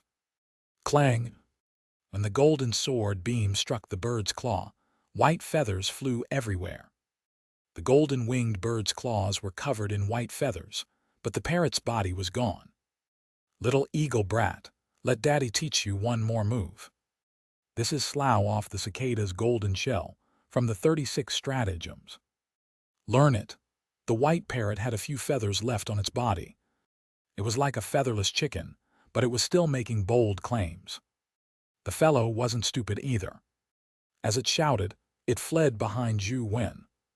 The wings that were without feathers could still fly very quickly. What the hell is this bird? Zhou Wen was rendered speechless. If he were the enemy of this crappy bird, he would wish to slaughter it immediately. The golden-winged bird clearly had the same thought as well. It rushed over immediately as the golden light on its body flashed like lightning. Its speed was unbelievably fast. However, Zhou Wen was right in front of the parrot. He immediately bore the brunt of the attack. He had already used Transcendent Flying Immortal to dodge the golden-winged bird's attack, but the divine-level Transcendent Flying Immortal was like an electric tricycle against a sports car in front of the golden-winged bird. It was overtaken before it even started. As Zhou Wen retreated, he slashed out Golden Sword Aura. However, when it struck the golden feathers, it bounced off. Ignoring the fact that he failed to injure the golden-winged bird, he couldn't even obstruct it for a moment. Chapter 685, Buddha Annihilation. A strange glint flashed in Zhou Wen's eyes as he was about to activate Torch Dragon Youngling's eye mirror. He wanted to use Bright Torch Vision World to kill the ferocious golden-winged bird. To his surprise, he suddenly heard a loud boom. It came from the Buddha's glabella. The golden-winged bird seemed to be jolted awake as it stopped pursuing Zhou Wen. It looked up at the Buddha. Zhou Wen also looked over and saw that Xianxia had already arrived in front of the cocoon of the guardian. He held a saber in his hand as he stabbed it at the cocoon. However, in the cocoon of the guardian, a hand broke out and grabbed the tip of Lang Zhengzheng's saber. The hand suffused a Buddhistic glow. It was fair and clean, and it didn't look powerful. However, the sharp blade failed to injure the hand at all. Could the sound just now be from the palm tearing out of the cocoon? Just as Zhou Wen was feeling alarmed, he heard a crack. The hand snapped the saber in Lang Zhengzheng's hand. Lang Zhengzheng retreated and stared at the cocoon of the guardian with a solemn expression. He muttered to himself, "It's still too late. Has it already developed to such a stage?" Apart from Tyrant Behemoth, who was still chasing the monk-robed skeleton and hammering down, everyone stopped and looked at the cocoon of the guardian. Crack! Crack! The guardian's cocoon constantly shattered as crystalline fragments fell off, emitting a clean Buddhistic glow from the cocoon. The Buddha statues in the Buddhist kingdom seemed to come to life at that moment. Golden Buddha statues, be it sculptures or carvings on the walls, emitted the sound of chanting. In the entire Buddhist kingdom, the mysterious murmurs reverberated like a chant. It was as though they were praying or welcoming something. Amidst the murmurs, a golden Buddhistic glow rose from all the Buddha statues. The Buddhistic glow gathered at the Buddha's glabella and flowed into the cracked cocoon. Crack! Crack! Most of the cocoon formed by the crystal threads had shattered. Zhou Wen and company could already see the creature inside the cocoon. It was Bhikkhu, who was dressed in white monk robes. He looked no different from a human, but there was an urna on his forehead. It was crystalline like jade and had spiral patterns. He sat cross-legged in the cocoon as an infinite Buddhistic glow converged in front of him. They transformed into Buddha beads that automatically joined together, turning into a string of golden Buddha beads. As the Buddhistic glow intensified, Buddha's figure appeared on the Buddha beads. When the cocoon of the guardian completely shattered, the string of Buddha beads finally condensed and landed in the bhikkhu's hand. With the Buddha beads in hand, the entire Buddhist kingdom fell silent. The chanting sounds vanished as the Buddhistic glow on the Buddha statue vanished. Buddha is annihilated with my birth. The bhikkhu slowly opened his eyes. His eyes were so clear that it made people feel as though looking at him was desecrating him. However, with the bhikkhu's voice, all the Buddha statues in the Buddhist kingdom shattered. Even the 1,000-foot-tall giant Buddha statue collapsed. The Buddha statue crumbled as it slowly sank into the void. The monk-robed skeleton and the golden-winged bird trembled as they took on a pleading pose to the bhikkhu who held Buddha beads in his hands and pressed down with his other hand. A huge palm print appeared above the Buddha kingdom. Tyrant Behemoth, who continued attacking the skeleton, was slammed into the ground. Zhou Wen was alarmed as he hurriedly unsummoned Tyrant Behemoth. Thankfully, Tyrant Behemoth wasn't killed. It was only slightly injured. However, despite being in its absolute strength state, it had been forcefully suppressed and had even suffered some injuries. The bhikkhu's strength was unimaginable. "Chancellor, do we retreat?" And Sheng asked in horror as he rapidly moved through the collapsing Buddha kingdom. "There's nowhere to retreat to. I'll deal with him. The two of you will do as you see fit," Lang Zhengzheng answered without looking back. Then he looked at Bhikkhu and asked, "What's your name?" "Buddha Annihilation." Lang Zhengzheng didn't say a word. However, divine beams rose from his body one after another. The divine beams condensed in front of him, turning into a beautiful black-clothed goddess with a harp in her arms. "Guardian? Does Chancellor Lang actually have a guardian?" Zhou Wen saw the black-clothed goddess holding a harp in front of Lang Zhengzheng and immediately recognized her identity. She was actually a guardian. "Name?" the bhikkhu asked as he looked at the harp-holding goddess. "Divine Harp." When the goddess answered, her body had already transformed into streams of light that fused into Lang Zhengzheng's body. At the same time, a black suit formed over him. Lang Zhengzheng's aura also underwent an earth-shattering change due to the fusion of the divine harp. He was like a devil in a suit. Lang Zheng sat in midair as the demonic organ throne appeared in front of him. The vertical tubes that resembled a castle and the rows of keys emitted a solemn and mysterious aura. It was different from the demonic organ throne that Zhou Wen had seen the last time. This time, because Lang Zheng had broken through to the divine level with the help of divine harp, he became even more terrifying. Every note emitted a terrifying glow. Lang Zheng pressed his hands on the keys, as harp music came from the huge vertical tubes that resembled a castle. Zhou Wen didn't think that the harp tones were anything special, but the Buddha beads in Buddha Annihilation's hand glowed brightly as though it was resisting some kind of power. Zhou Wen didn't have the time to figure out what was so special about the harp music. This was because the golden-winged bird had already charged at Lang Zheng, as though it was helping Buddha Annihilation. Zhou Wen immediately released 2 golden battle god halberds and attacked the golden-winged bird from the side. The golden overlord sword in his hand slashed over.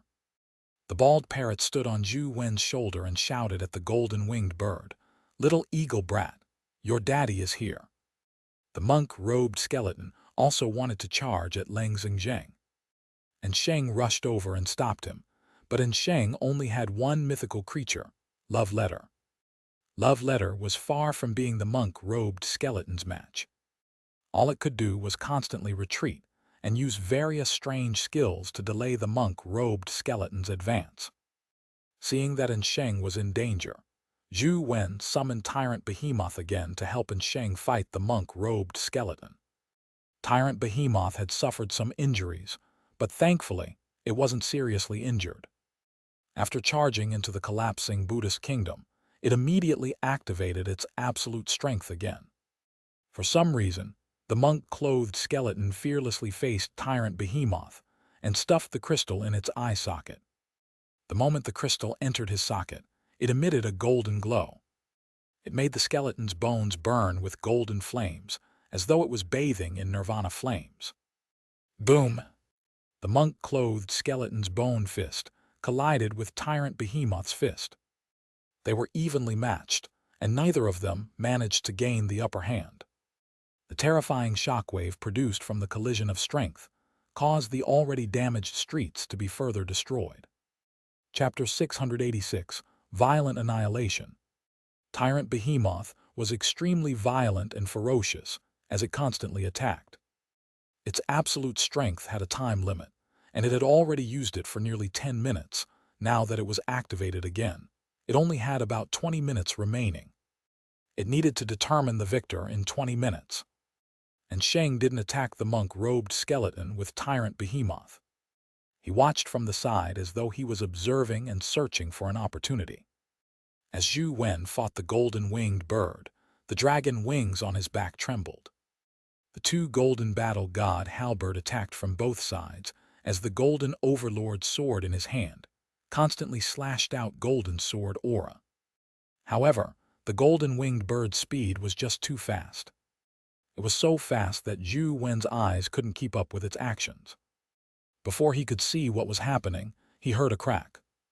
One of his golden battle god halberds had been grabbed by its claws. Once it exerted strength, the golden battle god halberd immediately snapped into several pieces. Zhou Wen didn't have the time to worry about the golden battle god halberd's death. He pushed transcendent flying immortal's speed to its limits and quickly escaped into the distance. If Tyrant Behemoth had absolute strength, then the golden-winged bird had absolute speed. Zhou Wen didn't fly for long before it caught up. Without thinking, the eye mirror in Zhou Wen's eye condensed a strange luster, making one of his eyes look like a mirror as he looked at the golden-winged bird.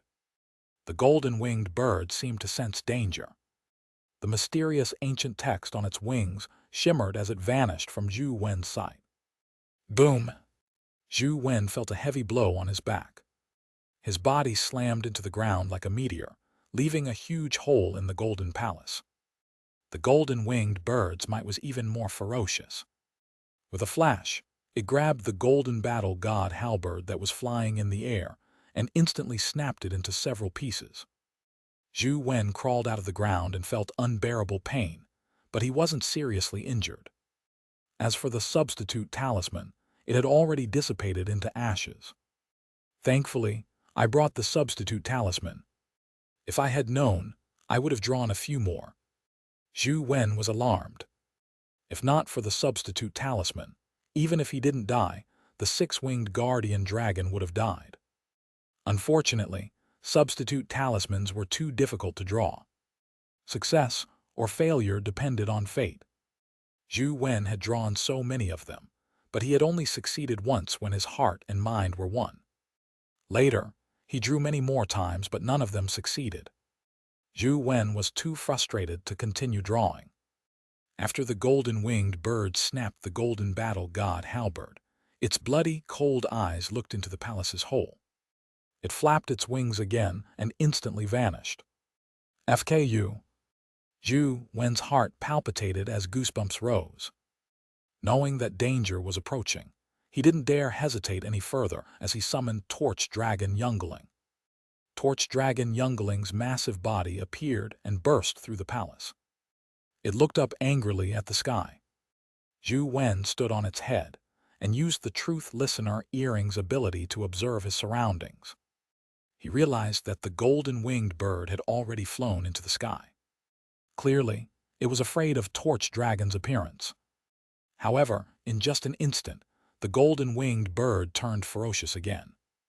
It flapped its wings and transformed into a stream of light that vanished. It was so fast that he couldn't see its trajectory. "Torch Dragon," Zhou Wen called out.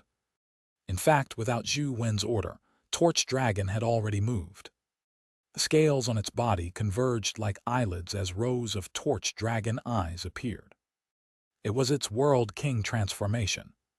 Countless Torch Dragon eyes used bright Torch Vision World at the same time, opening up like countless mirrors. Suddenly, Zhou Wen felt something amiss. He turned his head and saw the golden-winged bird appear behind Torch Dragon. Its body flashed like a bolt of lightning as its wings flapped wildly. Its face was filled with horror, as though it was resisting some invisible, terrifying force. However, it only struggled for a moment before its figure suddenly vanished. Zhou Wen saw the golden-winged bird's figure appear in the eyes on Torch Dragon's back. It struggled and churned inside before disappearing. The Torch Dragon Vision World ended as Torch Dragon Youngling was taken out of its World King transformation state. Torch Dragon Youngling was exhausted, and its strength was greatly reduced. Its combat strength dropped drastically to the level of six-winged guardian dragon. It couldn't even use bright Torch Vision World again. Zhou Wen hurriedly unsummoned Torch Dragon Youngling. He couldn't let it take the risk. This was Zhou Wen's strongest trump card. What a huge loss. Zhou Wen felt his heart ache. He originally wanted to see if he could find an opportunity to kill the golden-winged bird, but he ended up losing a substitute talisman and two golden battle god halberds. Although bright Torch Vision World was powerful, it didn't leave anything behind after killing its opponent. This was a fatal flaw. Zhou Wen wasn't willing to use the skill unless it was absolutely necessary. Elsewhere, Tyrant Behemoth kept bombarding the monk-robed skeleton. Its powerful strength forced the monk-robed skeleton to retreat as its bones cracked. However, the golden light on its body burned like flames, making its body seem like an immortal body. It immediately recovered from any injuries. Although Tyrant Behemoth had the upper hand, it ultimately failed to kill it. Is absolute strength about to run out of time? Zhou Wen did the math and realized that there were about 10 minutes left. However, from the looks of it, Tyrant Behemoth probably wouldn't be able to kill the monk-robed skeleton in 10 minutes. Suddenly, Sheng, who had been observing from the side, pressed his palm on the ground and vanished like a ghost. At this moment, Tyrant Behemoth sent the monk-robed skeleton retreating a few steps with one punch, leaving it staggering. Sheng strangely crawled out from the ground behind the skeleton and leaped up. His finger was like a venomous scorpion stinger as he tapped at the back of the skeleton's head. He imprinted a mysterious character on the back of the monk-robed skeleton's head. Zhou Wen recognized that it was the word quake, one of Love Letter's abilities. Boom! The crystal in the skeleton's eye sockets was actually jolted out because of Sheng's finger strike. It flew out and landed on the ground. The golden flames on the monk-robed skeleton's body immediately vanished. Tyrant Behemoth's attack followed up the chain of attacks. The monk-robed skeleton raised its fist in a panic to receive the attack. Crack! Without the augmentation of the crystal, the skeleton's bony hand was shattered by Tyrant Behemoth, and its body staggered backward. The berserk Tyrant Behemoth pummeled the monk-robed skeleton repeatedly. It only took a few punches to shatter the skeleton's hands. The monk-clothed skeleton was sent tumbling to the ground. Tyrant Behemoth pressed one of its claws on its sternum, while the other struck its skull. With a few punches, the skull shattered. Tyrant Behemoth lifted the skeleton's cracked body with one hand and placed it into its mouth. It chewed a few times before swallowing it. Bro, take a look to see if there are any companion eggs left behind. Zhou Wen was somewhat speechless. What kind of pet was this? It ate anything it killed without leaving anything behind. However, since it had swallowed and couldn't spit it out, all Zhou Wen could do was quickly run over and pick up the crystal that Sheng had forced out of the skeleton's eye socket. Chapter 687, Buddhistic Glow Cleansing. In the sky, the music was demonic. Zhou Wen couldn't tell what was so special about it. The music didn't seem to have any effect on them, but for some reason, when he heard it, he still felt a shiver from the bottom of his heart. It was as though there was a fear that stemmed from the depths of his soul. As for Buddha annihilation, it seemed to be enveloped by a dark force. It was like a devil hidden in the darkness, allowing people to sense his existence but not see it. However, the power of darkness was blocked by the golden light emitted by the Buddha beads. The devil-like power failed to penetrate its body, and the two forces remained in a stalemate. The golden-winged bird and the monk-robed skeleton were killed. Buddha annihilation glanced at Zhou Wen and Sheng, who were rushing over. The urna between its brows revolved as though a Buddhistic glow had descended upon the Buddhist kingdom. Zhou Wen and Sheng were just about to rush over to help Leng Zheng when they saw the Buddhistic glow fall. They were alarmed as they used their essence energy skills and companion beasts to block the Buddhistic glow.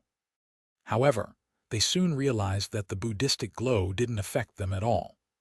However, wherever the Buddhistic glow descended, it illuminated the crumbling Buddhist kingdom like it was cleansing it. Zhou Wen and Sheng suddenly widened their eyes. Amidst the cleansed area, the golden-winged bird and the monk-robed skeleton that had just been killed were reborn and bathing in the Buddhistic glow.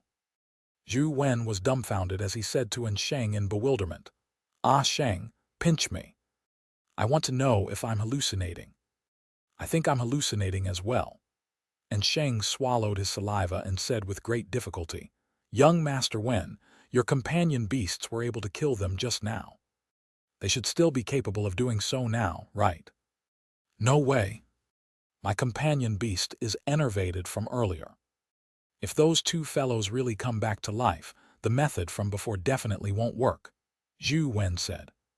Torch Dragon Youngling was greatly enervated after using World King transformation. It was useless for the time being. Even if he released it, it only had about the same combat strength as the six-winged guardian dragon. Fighting the golden-winged bird was courting death. Tyrant Behemoth had almost used up all the time for its absolute strength. Without the suppression of absolute strength, it was probably no match for the monk-robed skeleton. The only good news was that the monk-robed skeleton, which was bathed in a Buddhistic glow, did not have the crystal in its hand.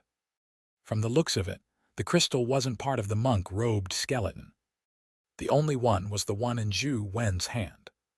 Zhou Wen had already studied it, but he hadn't figured out how to make it emit the golden light to injure the enemy. The skeleton in monk robes and the golden-winged bird had returned to life. They looked no different from when they had first entered the Buddhist kingdom. They were brimming with energy as 4 pairs of eyes stared at Zhou Wen and Sheng.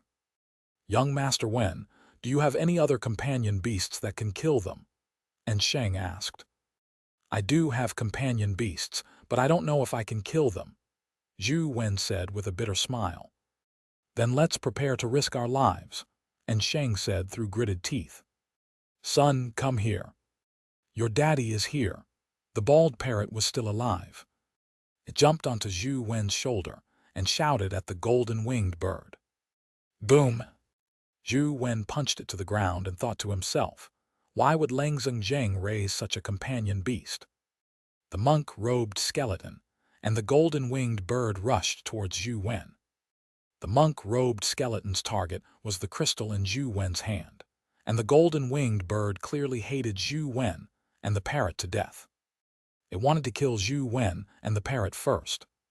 Zhou Wen hurriedly summoned Tyrant Behemoth and allowed it to clash with the monk-robed skeleton again. Although Tyrant Behemoth was unable to defeat the skeleton without absolute strength suppression, it wasn't a problem for it to hold out for some time.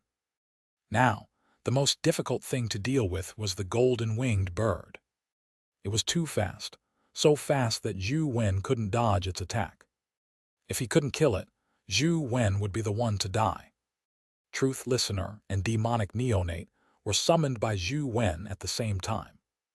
Zhou Wen quickly retreated while Sheng consciously retreated to the other side and ran towards Tyrant Behemoth. After Demonic Neonate landed, she hit herself as she took in the situation. Under Zhou Wen's orders, Truth Listener's earring shattered as its body instantly transformed into a terrifying dark gold ferocious beast. Zhou Wen grabbed the bald parrot and threw it at Truth Listener. Quick, scream! Use all your strength to curse all its ancestors. What the FK do you take me for? I must curse just because you want me to do so. Whether or not I want to scold my son depends on my mood. Now that I'm in a good mood, I'm not going to be petty with that young eagle brat. The bald parrot was still mumbling, but the golden-winged bird had already charged over with a shriek. It was so fast that no one could see its figure clearly. All they saw was a flash of golden lightning in the sky. Truth Listener seemed to have discovered the golden-winged bird's location as it phased away and extended its claw. However, its body's reaction speed failed to keep up with the golden-winged bird's speed. It failed to grab the golden-winged bird that flashed past. Instead, the golden-winged bird's blade-like wings sliced past its chest. Truth Listener retreated as its legs tore open 2 long ditches on the golden-bricked ground. The golden-winged bird's attack only left shallow marks on the dark golden scales on Truth Listener's chest. It failed to cut through the scales. Truth Listener had the indestructible Vajra body skill. Even Tyrant Behemoth had to use absolute strength to match Truth Listener's physical toughness. Truth Listener's speed was already very fast. It was considered one of the best at the mythical stage, but it was still slightly inferior to the golden-winged bird. The golden-winged bird constantly flashed about and attacked Truth Listener, causing it to be overwhelmed. Truth Listener, who was originally extremely agile, appeared somewhat clumsy in front of the golden-winged bird. Its body was constantly being attacked by the bird's wings and claws. Although it wasn't severely injured, it made Truth Listener, who was already in an abnormal state of mind, become increasingly irritable. However, what delighted Zhou Wen was that, although Truth Listener couldn't touch the golden-winged bird, it wasn't anywhere close to being killed. It managed to stabilize the situation for the time being. Zhou Wen looked at Tyrant Behemoth and saw that it was also suppressed by the monk-robed skeleton. Without absolute strength, Tyrant Behemoth also lost its absolute dominance at the mythical stage. The situation had completely reversed. Zhou Wen's pets were at a disadvantage. The situation was extremely bad. What worried Zhou Wen the most was that even if they could finish off the skeleton and the golden-winged bird this time, what about the next time? If Buddha Annihilation could revive them, no matter how powerful Zhou Wen's companion beasts were, they would still end up dying. The only way was to kill Buddha Annihilation first. The situation on Lang Zhengjing's side wasn't smooth. The demonic organ throne strength clearly wasn't able to completely suppress Buddha Annihilation. Otherwise, Buddha Annihilation wouldn't have the time to revive the monk-robed skeleton and the golden-winged bird. Zhou Wen gritted his teeth and flapped his wings as he flew into the sky. He wanted to see if he could help Lang Zhengjing destroy Buddha Annihilation. Chapter 688, Rampage. Just as Zhou Wen approached the battlefield, he immediately felt that something was amiss. Looking from afar, he felt that Lang Zhengjing was playing the organ while Buddha Annihilation was listening to his organ music. However, when Zhou Wen entered a certain range, what he saw was completely different. Lang Zhengjing's demonic organ throne had turned into a terrifying demonic castle. With Lang Zhengjing's organ music, demons flew out of the demonic castle one after another, circling around Buddha Annihilation as though they were trying to lure him into the castle. Buddha Annihilation was surrounded by demons as he looked down. He held the Buddha beads in his hand and chanted scriptures. The Buddhistic glow on his body bloomed like a lotus flower, resisting the temptation of the demons. Zhou Wen only took a glance from afar, and it was enough to make his heart tremble. He couldn't help but have the urge to throw himself into the devil's embrace, the urge to dance with the devil. Zhou Wen's heart skipped a beat as he hurriedly composed himself and eliminated the distracting thoughts. His willpower was firm to begin with. Once he entered a focused state, he immediately felt the illusions vanish. There were no demons or the demonic castle, nor were there any Buddhistic glow or lotus flowers. All he saw was Lang Zhengjing playing the organ while Buddha Annihilation listened. Zhou Wen didn't continue walking forward. He felt that what he had just seen wasn't as simple as an illusion. It was so far away that it made him hallucinate. If he really entered, Zhou Wen might not be able to withstand it with his epic body. If he didn't end up helping and ended up being killed by friendly fire, that would be a tragic death. If I could advance to the mythical stage myself, I wouldn't have so many reservations. I wouldn't need to rely solely on my companion beasts to fight. Zhou Wen had the intention to advance to the mythical stage, but he had no clue how. Lang Zhengjing and Jiang Yan had advanced to the mythical stage by contracting with guardians. Zhou Wen didn't wish to take this path. This path seemed to be the simplest, but the disadvantages were too great. It was impossible for him to fuse with the guardian during his daily life. If he encountered any sudden danger, he might die without even having the chance to fuse. Do I really have to use spirit casting? Zhou Wen was considering if he should take Wang Minjuan's path. Although the path was difficult, it was a true advancement to the mythical stage. However, one's body would no longer resemble that of a human. It was closer to a dimensional creature, and he might even be rejected by humans. It's really a dilemma. It's better I first advance my life soul to the perfect body and see if there's a third option. These thoughts flashed through Zhou Wen's mind. Since he couldn't help Lang Zhengjing, Zhou Wen planned on returning to deal with the monk-robed skeleton and the golden-winged bird. Without the crystal, the monk-clothed skeleton's strength had decreased significantly. However, the crystal was ultimately an external force. The monk-clothed skeleton's wheel of destiny's strength was still present. Compared to Tyrant Behemoth, it had the advantage. Tyrant Behemoth was suppressed by the monk-clothed skeleton in a frontal collision. However, Tyrant Behemoth was just too ferocious. Even though it was suppressed, it still attacked without fear of death and caused trouble for the monk-clothed skeleton. Even if it was injured, it wouldn't be in any serious danger for the time being. Furthermore, Sheng and the Azure Rainbow Flying Sword were constantly harassing it, giving the monk-robed skeleton a headache. It was unlikely that there would be any problems anytime soon. Zhou Wen looked at the golden-winged bird and Truth Listener again. Truth Listener looked a little pathetic. It resembled a clumsy bear. The golden-winged bird made it go in circles, but it ultimately failed to touch the golden-winged bird. Instead, it had many wounds on its body, all inflicted by the golden-winged bird. Although they were minor injuries, Truth Listener nearly went berserk. The golden-winged bird's speed is too fast. How can I help, Truth Listener? With my speed, I definitely won't be able to catch up to it. Even if it has powerful offensive powers, it won't be of much use against it. Should I use the Great Might Vajra Bull's Soul Suppression Bell? However, the Soul Suppression Bell is an area of effect attack. It affects both the enemy and me. If the golden-winged bird and Truth Listener were to faint together, that doesn't seem to be of much help to the battle. As Zhou Wen was thinking about how to help Truth Listener, he saw the enraged Truth Listener shatter another earring. As the earring shattered, Truth Listener's body underwent a strange change. This time, it didn't grow bigger, but the first scale on its body vaguely produced strange black symbols. The symbols burned with black flames, like the devil's mark from hell. Due to the appearance of the symbol, Truth Listener's dark golden body seemed to become dark. Under the envelopment of the black flames, coupled with its ferocious and violent eyes, it was like a demonic beast that had rushed out of hell.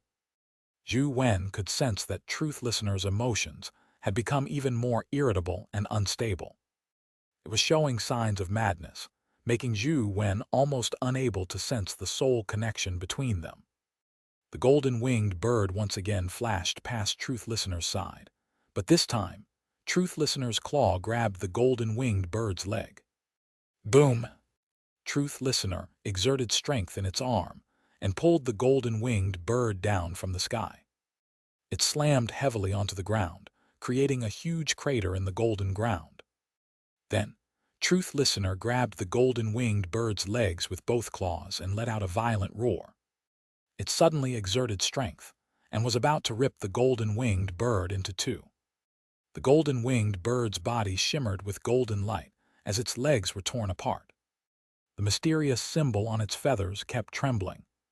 It turned its head in horror and pecked Truth Listener. However, Truth Listener ignored it. It allowed the golden-winged bird to tear apart the scales on its head. Blood gushed out, but it didn't seem to notice it. It continued tearing at the golden-winged bird's legs. The golden light shattered as blood flowed out. The golden-winged bird let out a tragic cry as one of its legs was ripped off by Truth Listener. It struggled even more violently as it used its wings to strike Truth Listener's head. Truth Listener ignored it. It threw away the bird leg in its hand and grabbed one of its wings with one hand and the other leg with another before tearing it apart. Golden blood splattered onto the feathers. The golden-winged bird let out a heart-wrenching cry, but it was useless. Zhou Wen looked at the golden-winged bird in horror. It had its wings and legs torn off by Truth Listener. In the end, it even ripped off its head and threw it to the ground. Truth Listener roared at the sky like a bloodthirsty demon king from hell. And Sheng was already dumbfounded. This was the first time he had seen such a ruthless and ferocious companion beast. It wasn't a massacre, but torture. Ignoring companion beasts, even dimensional creatures seldom had such ferocious tendencies. Zhou Wen himself wore a look of shock. He had only seen one of Truth Listener's earrings shatter in the past. It was so ferocious and ruthless now that 2 earrings had shattered. If the 6 earrings were to shatter together, he didn't know how terrifying it would be. Zhou Wen didn't attempt it, nor did he wish to try. He felt that the connection between him and Truth Listener had become extremely weak. It was like a taut fishing line that could snap at any moment. He attempted to summon Truth Listener back. Thankfully, Truth Listener sensed Zhou Wen's will, and its emotions slowly stabilized. The shattered earring returned to its ears. When Truth Listener returned to Zhou Wen's ear, the violent emotions vanished.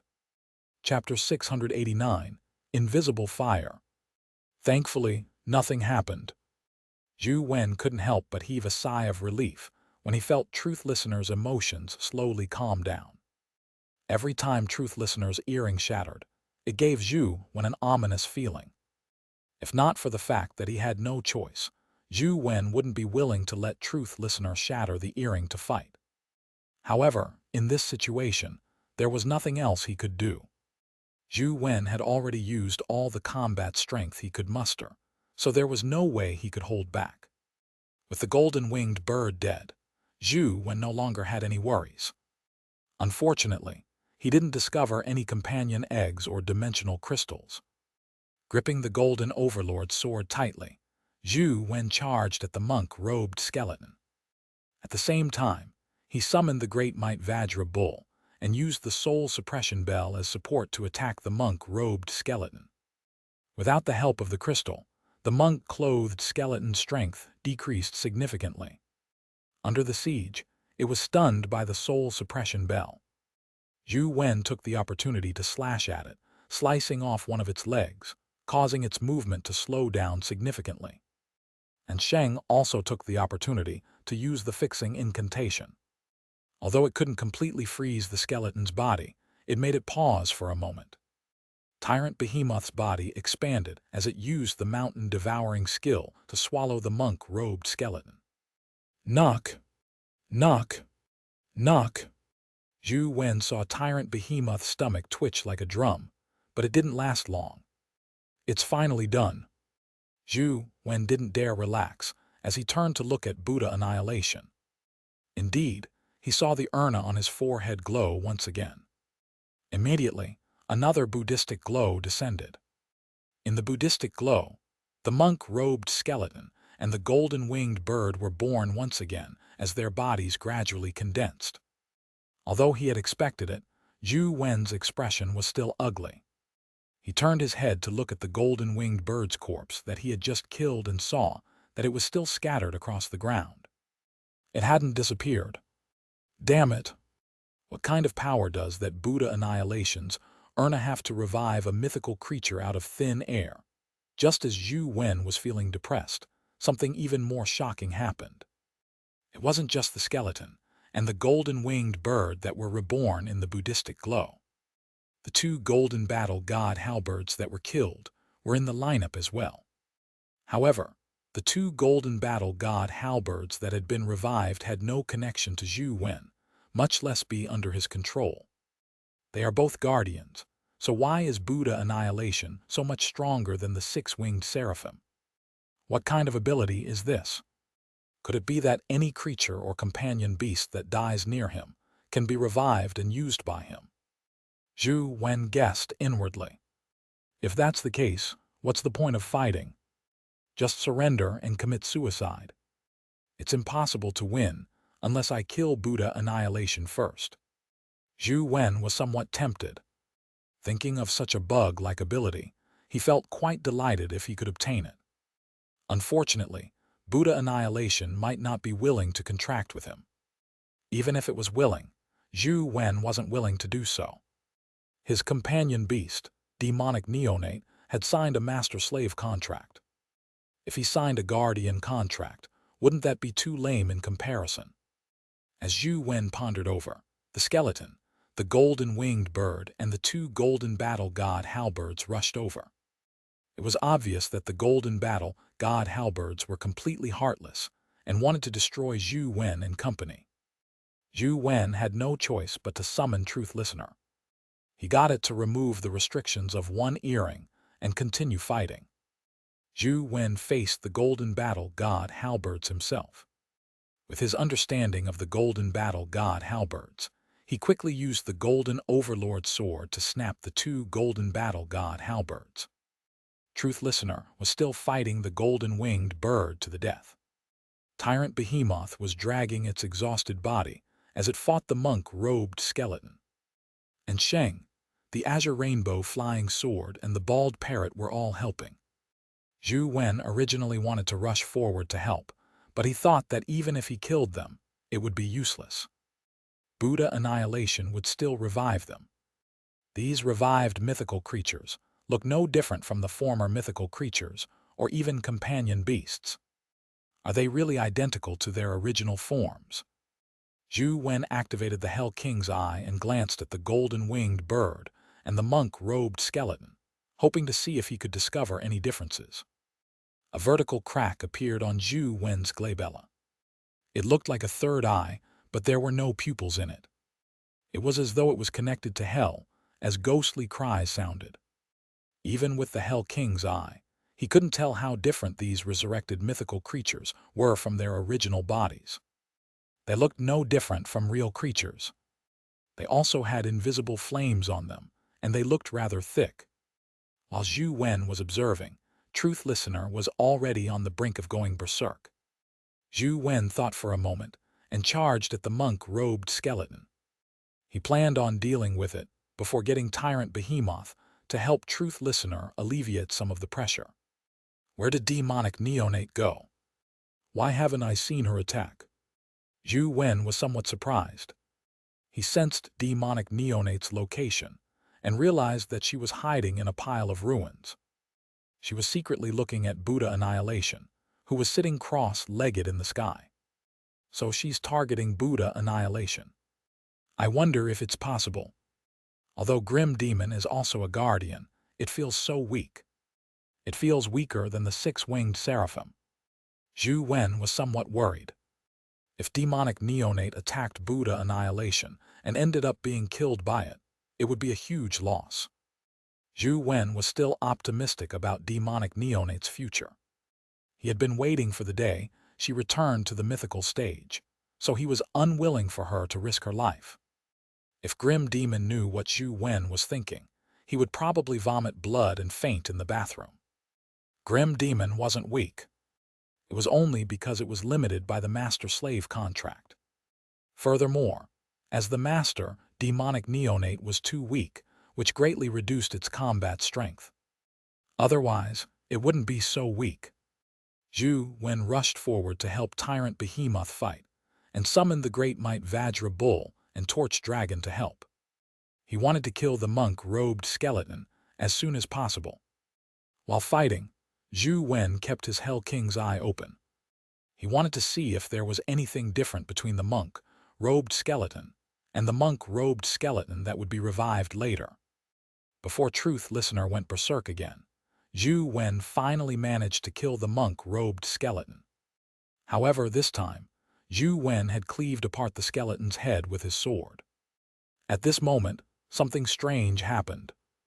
After the monk-robed skeleton was killed, the invisible flames on its body floated towards the Hell King's eye as though they were attracted by some force. Zhou Wen was pleasantly surprised, unsure if he had accidentally discovered the advancement method for Hell King. The formless fire that resembled a stream of water was constantly sucked into the Hell King's eye. At the same time, Zhou Wen felt that his Hell King body was silently changing. So Hell King evolves by absorbing these invisible flames. If I had known, I would have raised Hell King's level a long time ago. Zhou Wen was pleasantly surprised. Chapter 690, Resurrection No More.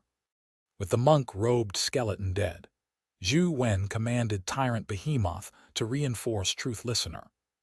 The companion beasts and the others didn't head over.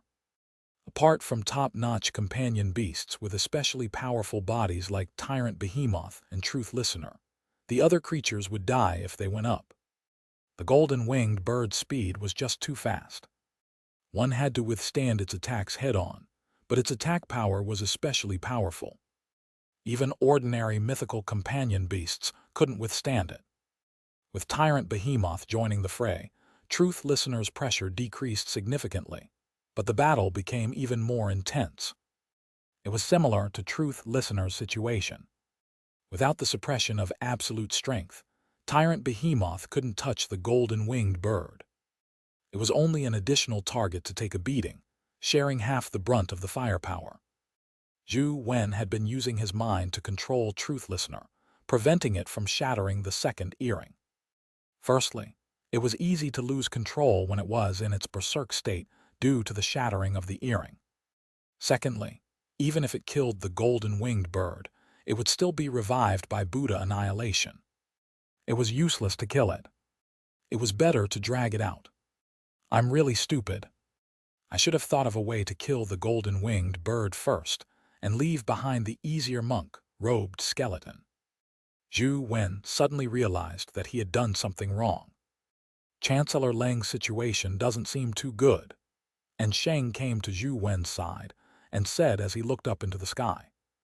Zhou Wen could also tell that Lang Zhengjang's situation wasn't good.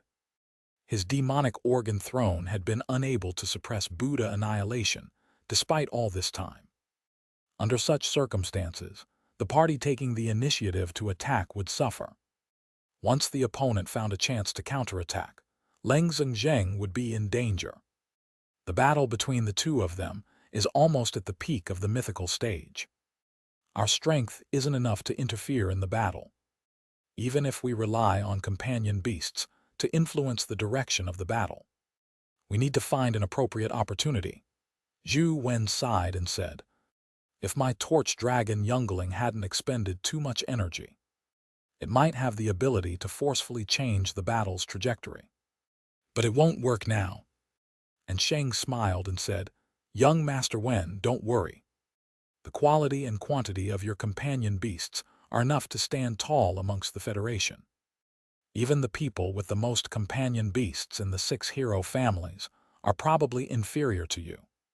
If you can't even leave this place, no one in the Federation will be able to." Zhou Wen knew that Sheng was trying to relieve the pressure on him, so he said with a smile, "That's not necessarily the case. At the very least, Primordial, Sword, Immortal, and Death of the Underworld aren't weaker on the rankings than my behemoth. Those kinds of companion beasts are rare even among the 6 families. Whoever has one is already considered extremely lucky. How could one have so many like you? Let me do a count. Torch Dragon, Behemoth, and that companion beast that looks like a golden ape. Ignoring the other ordinary mythical creatures, you already have 3 top-notch mythical creatures that can attempt first place. You can be considered unprecedented," and Sheng sighed. Zhou Wen shook his head. Now, these top companion beasts weren't able to help him rush out of the Buddhist kingdom. Life and death remained unknown. Sometimes, miracles happen in this world. Behemoth and Truth Listener couldn't keep up with the golden-winged bird's speed. They were originally getting beaten up, and Zhou Wen only wanted them to hold back the golden-winged bird. To his surprise, Truth Listener had actually gotten lucky. It had accidentally caught the golden-winged bird's wings when it was clawing wildly. This surprise was unexpected to the golden-winged bird and Truth Listener. This was also a testament to the benefits of having low intelligence. Under the same circumstances, Truth Listener, who wasn't intelligent, had a reaction that exceeded its brain. It instinctively grabbed the golden-winged bird's wings and threw it over its shoulder, slamming it to the ground. Boom! Having seized this opportunity, how could the 2 terrifying creatures give up? Behemoth sat on the golden-winged bird's body and slammed its head. Truth Listener stood in front of the golden-winged bird and ripped off its wings. The golden-winged bird had a huge advantage in speed, but its body wasn't stronger than Truth Listener or Behemoth's. Under the 2 beasts' barrage of attacks, it was quickly killed. Zhou Wen was chatting with Sheng when he realized that it was too late to stop them from killing the golden-winged bird. Seeing that the golden-winged bird's head had been smashed in, it was no longer able to live. Zhou Wen wanted to retrieve the golden-winged bird's invisible flames using the Hell King's eye, but he realized that he couldn't. After the golden-winged bird died, the invisible flames on its body automatically dissipated into the world. Could it be that I have to kill a creature myself to absorb the invisible flames on its body? Zhou Wen guessed the reason. Upon dying, Buddha Annihilation once again used its power to revive them. The Buddhistic glow illuminated and purified the Golden Buddha Kingdom with no way of stopping it. Just as Zhou Wen thought he had to kill the monk-robed skeleton and the golden-winged bird again, he realized something strange. The golden-winged bird and the 2 golden battle god halberds were reborn, but the monk-robed skeleton didn't reincarnate this time. It was nowhere to be seen. Strange, why hasn't the monk-robed skeleton been reborn? Could it be that Buddha's annihilation strength is insufficient to revive the monk-robed skeleton. That's not right. The golden-winged bird is even stronger than the monk-robed skeleton, yet it can be revived. The two golden battle god halberds can also be reborn. There's no reason for the monk-robed skeleton to not have the strength to be reborn. Zhou Wen's eyes lit up as he suddenly thought of a possibility. Previously, when the monk-robed skeleton died, I used the Hell King's eye to absorb the invisible flames on its body. Could this be the reason why it couldn't be reborn again? Young Master Wen, look. That monk-robed skeleton didn't revive this time. Did Buddha Annihilation expend too much of its energy and have no way of reviving the monk-robed skeleton? And Sheng couldn't see Zhu when absorbing the invisible flames with the Hell King's eye.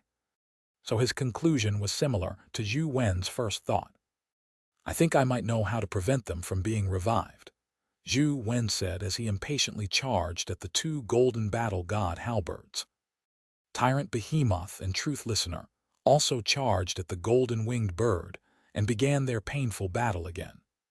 Zhou Wen opened the Hell King's eye and snapped the two golden battle god halberds. At the same time, he absorbed the invisible flames from their bodies. This time, the process was very smooth. He absorbed all of them in one go. Zhou Wen couldn't wait to know if they would revive later. And Sheng seemed to sense something when he saw Zhou Wen slice through the golden battle god halberd, but he didn't know what Zhou Wen had done. Be it the Hell King's eye or the invisible fire, they were invisible to the naked eye. And Sheng had no idea that Zhou Wen had absorbed the invisible fire with his Hell King's eye, so he naturally had no way of guessing. Now, there's only the golden-winged bird left. Zhou Wen thought for a moment and summoned the great Might Vajra Bull. He took the opportunity and made it use the soul suppression bell, causing the golden-winged bird to instantly feel dizzy. Zhou Wen originally wanted to rush over, but to his surprise, Behemoth became dizzy but Truth Listener didn't. It immediately grabbed the dizzy golden-winged bird. Following that, it carried out another round of battery. The two monster-like companion beasts beat the golden-winged bird until it was half dead before Zhou Wen went up and killed it in one strike. After absorbing the invisible flames from the golden-winged bird, Zhou Wen looked at Buddha Annihilation again. However, this time, Buddha Annihilation didn't use its resurrection ability. It appeared to be as Zhou Wen had expected. Buddha Annihilation's resurrection wasn't done without reason. It needed the invisible fire as its foundation. Now that the invisible fire was gone, Buddha Annihilation no longer had a target to use the skill. Young Master Wen, how did you do it? And Sheng asked Zhou Wen in surprise. Chapter 691, Advancement Initiated. I just realized that there's an essence energy skill that can restrain them, preventing them from being revived, Zhou Wen said as he looked at Lang Zheng and Buddha Annihilation in the sky. He didn't know music and didn't know much about space. However, he had a nagging feeling that Lang Zheng's organ music was weakening. Ah, Sheng, do you know music? Do you know the extent of this song? Is it about to end? Zhou Wen asked. And Sheng understood Zhou Wen's meaning and said with a heavy expression, I only know a thing or two about music. However, I've heard from Overseer that Chancellor Lang's demonic symphony has a total of 7 movements. It should have reached the 6th movement. If this chapter can't suppress Buddha Annihilation, I'm afraid the last movement will require him to go all out. What do you mean? Zhou Wen asked. No one knows what the last movement of the demonic symphony is. Everyone who has heard it is already dead. Overseer had only heard Chancellor Lang mention it. If the heart doesn't die, the 7th movement won't make a squeak, and Sheng explained. After Zhou Wen heard that, he immediately knew that things weren't looking good. Since the heart doesn't die naturally, it meant that one still had the desire to live. If one's heart died, they could even abandon their lives. The final movement's dangers were obvious. Now, Buddha Annihilation had already heard the end of the 6th movement, but he remained composed. Perhaps victory could only be determined by the seventh movement. As the two of them spoke, the sixth movement came to an end.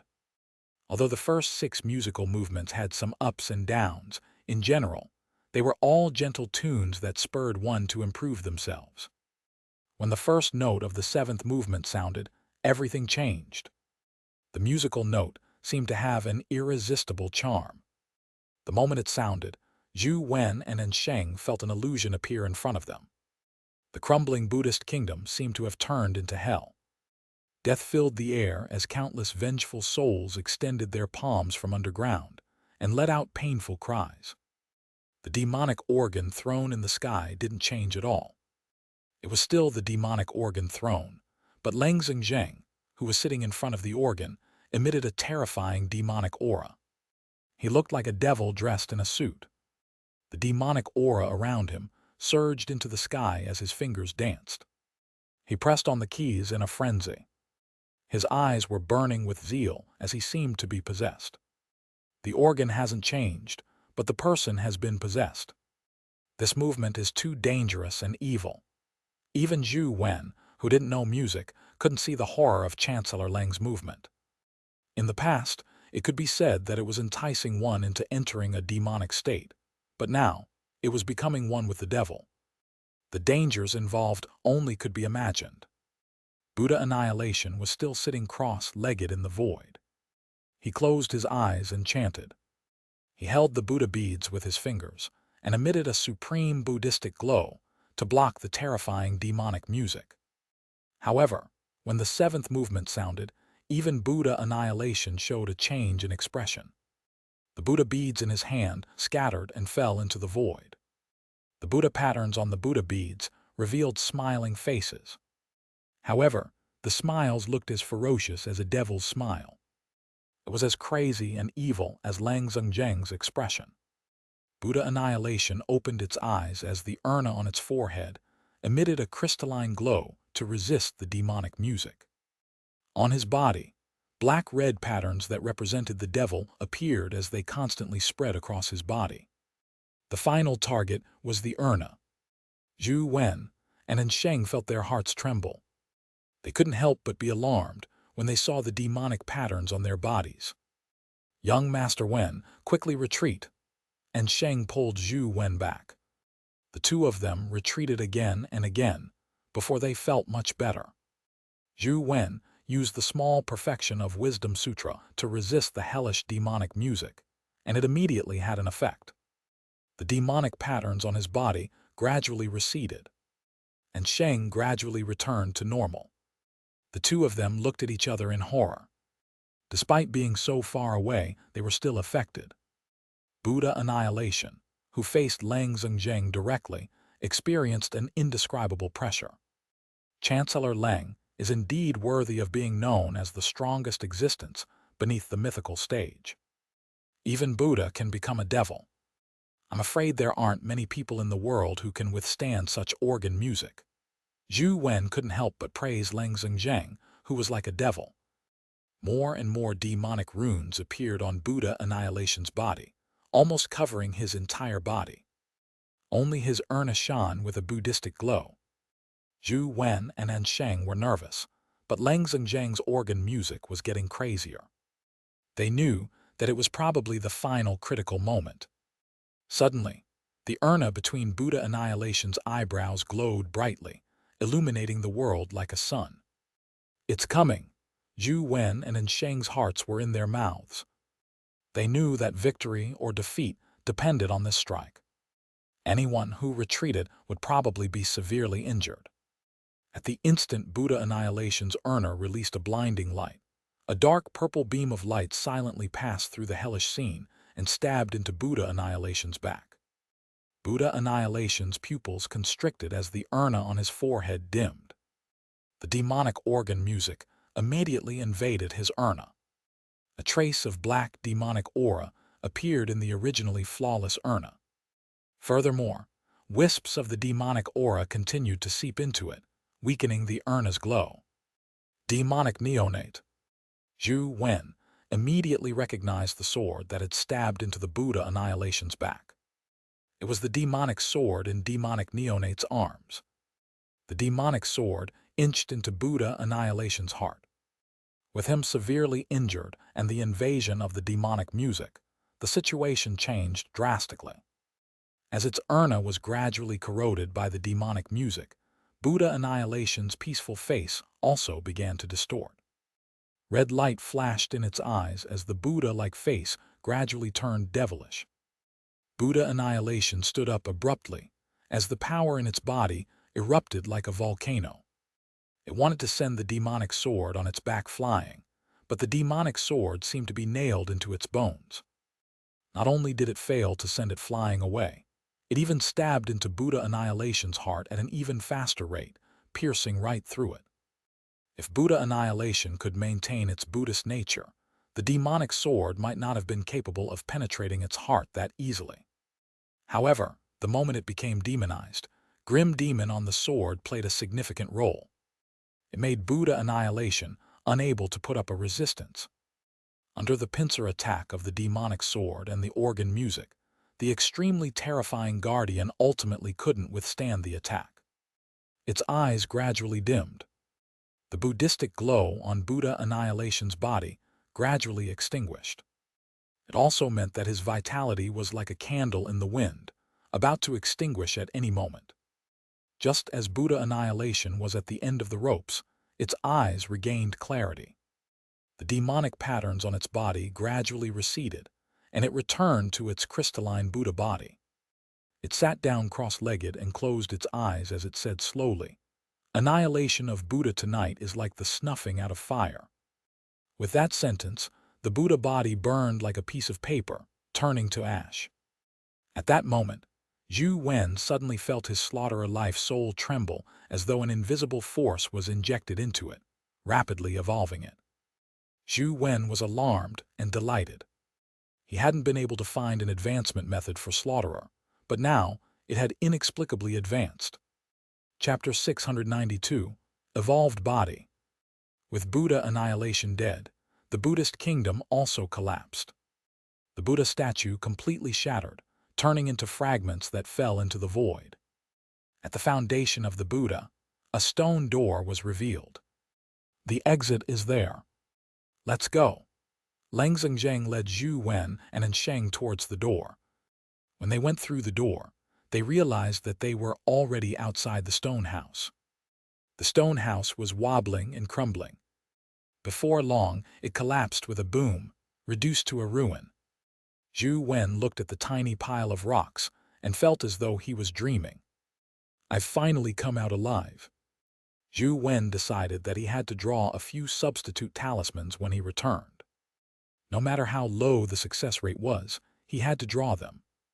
In the past, he had always gamed and seldom ventured into dimensional zones. Furthermore, he had plenty of mythical companion beasts.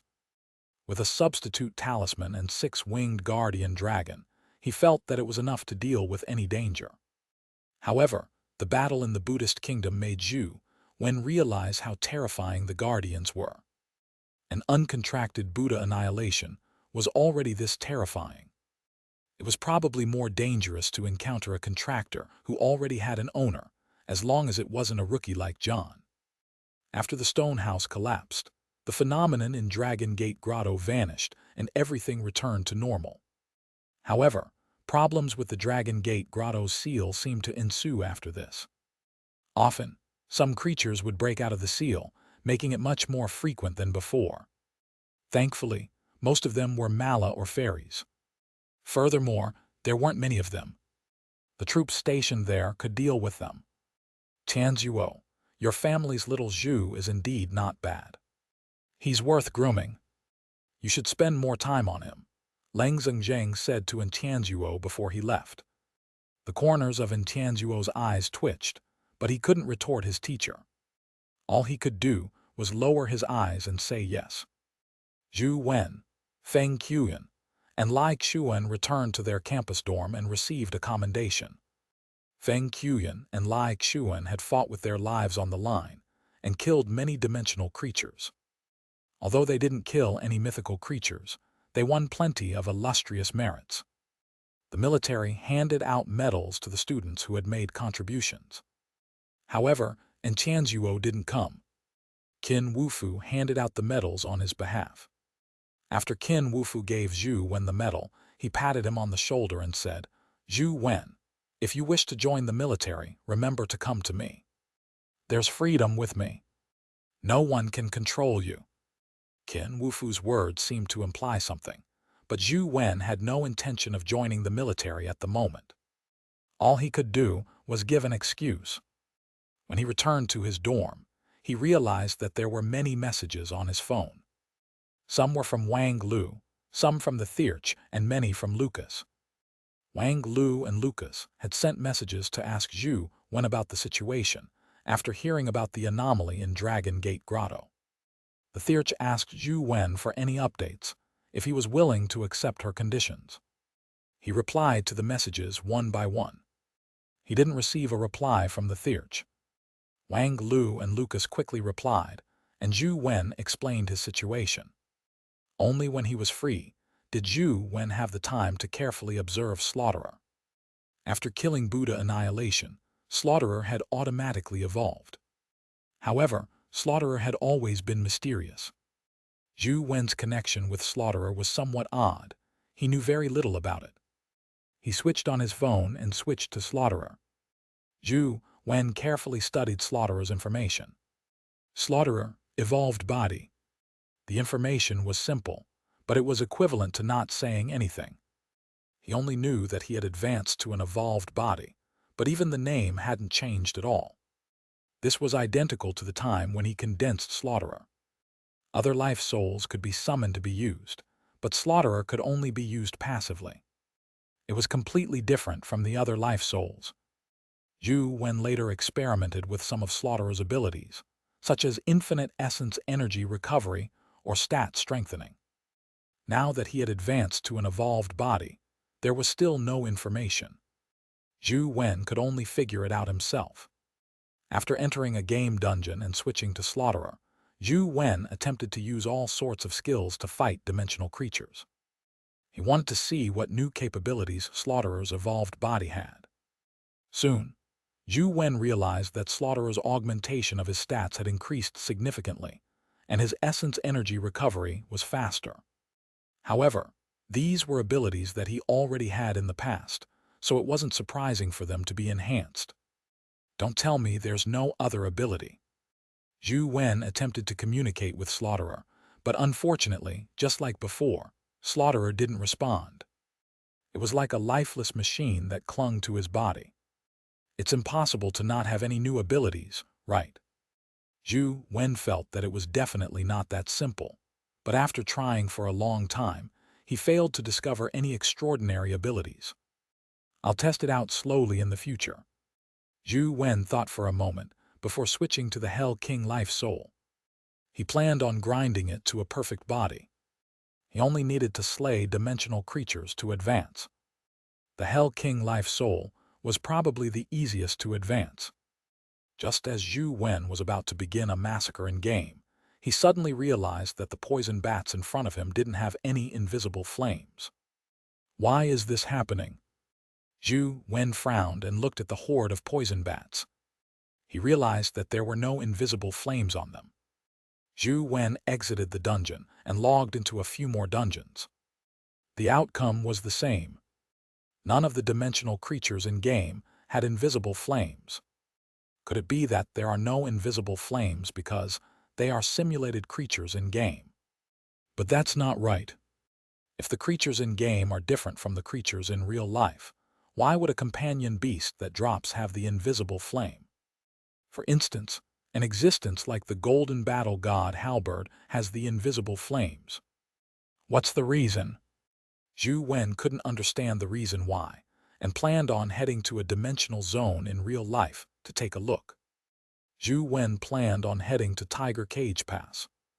Every time he entered a dimensional zone in real life, something would happen, so he deliberately chose to head to Tiger Cage Pass.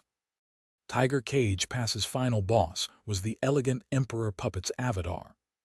Zhou Wen could easily kill it now, so no matter what happened, it wouldn't be too much for him.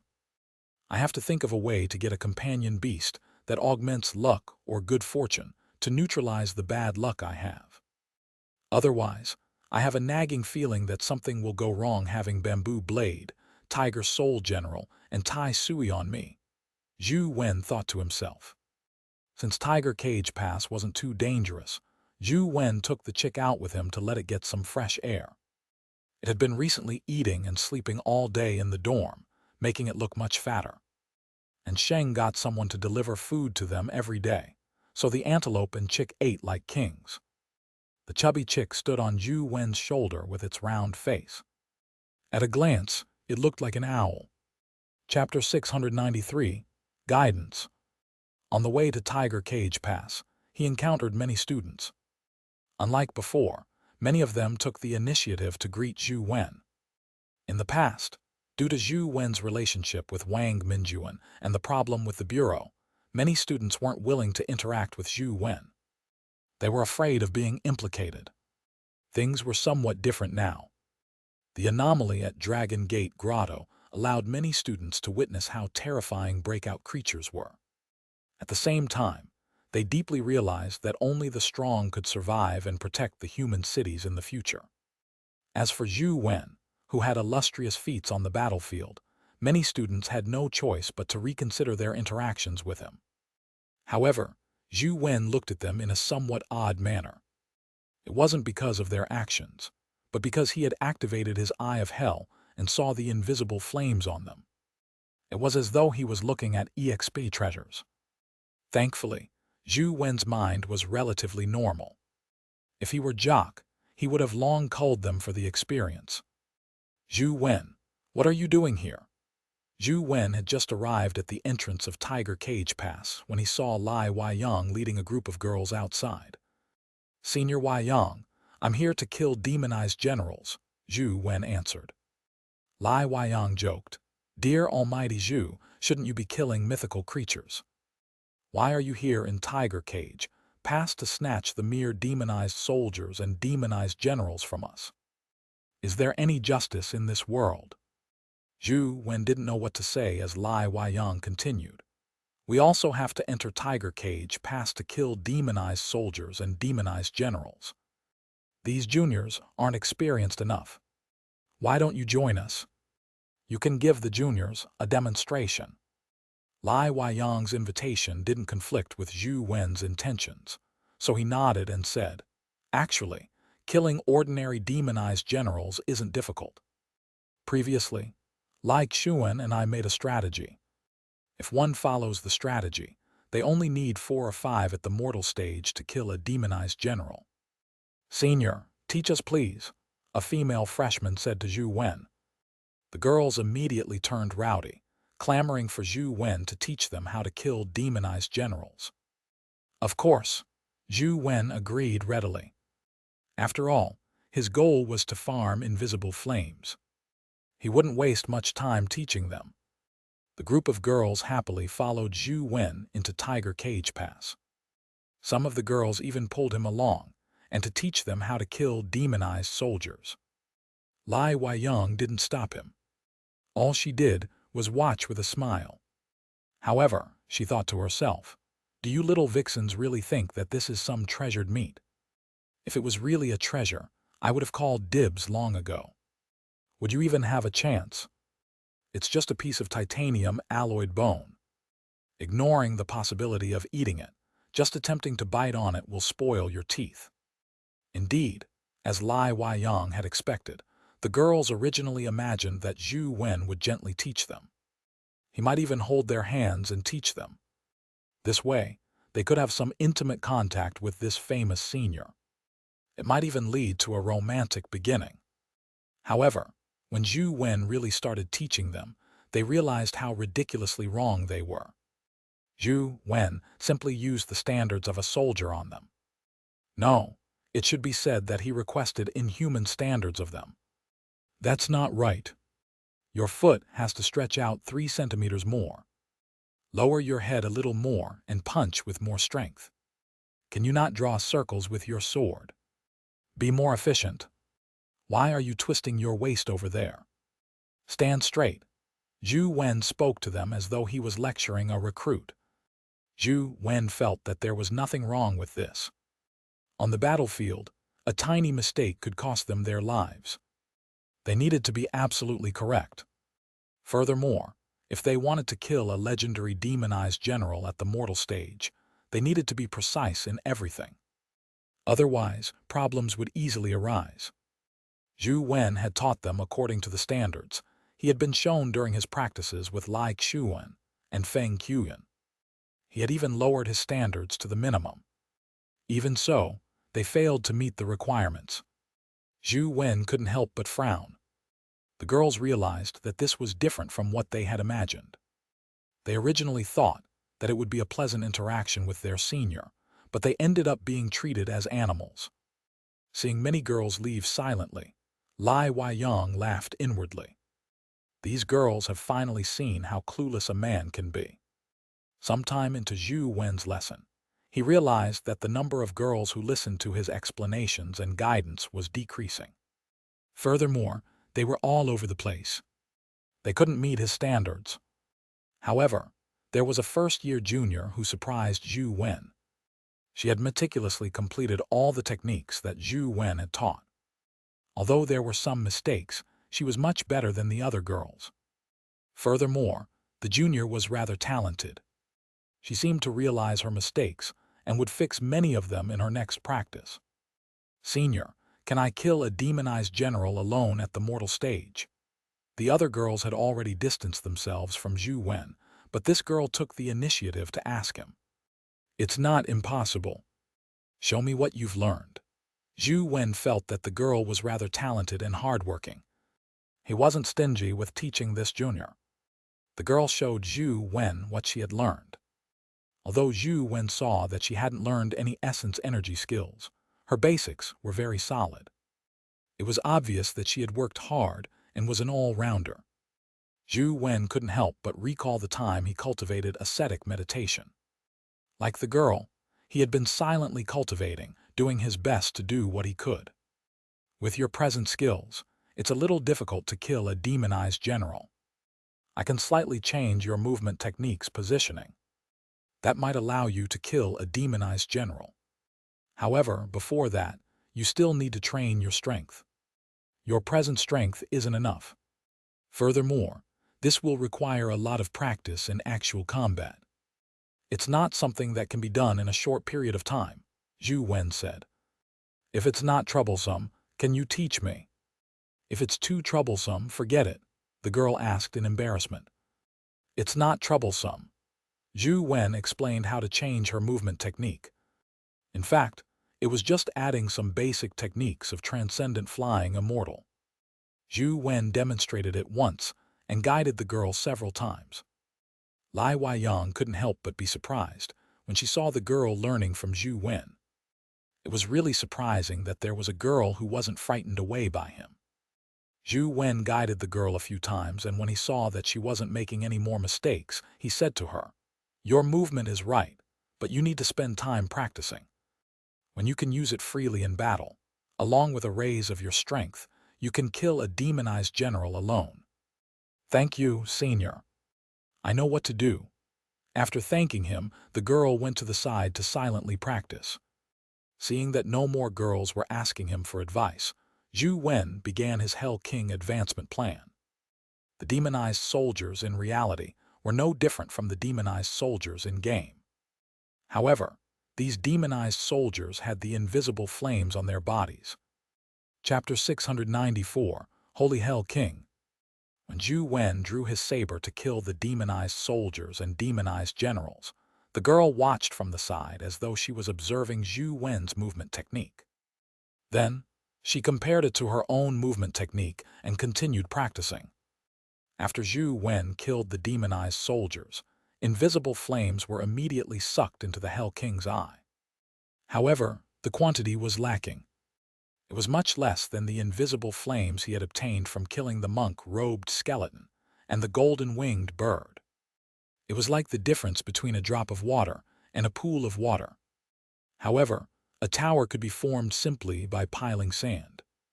By killing more demonized soldiers and demonized generals, he could accumulate a significant amount of invisible flames. Perhaps it was because he had obtained a lot of invisible flames from before. Zhou Wen felt his body begin to undergo a strange change after killing a few demonized soldiers. Invisible flames flowed out of the Hell King's eye, enveloping his body in invisible flames. Under the baptism of the invisible flames, the Hell King Life's soul underwent a complete transformation. However, the invisible flames couldn't be seen. The students nearby couldn't tell the changes in Zhou Wen's body. The Hell King Life's soul was Zhou Wen's body. When the Hell King Life's soul evolved, Zhou Wen's body also changed. His body became extremely sensitive.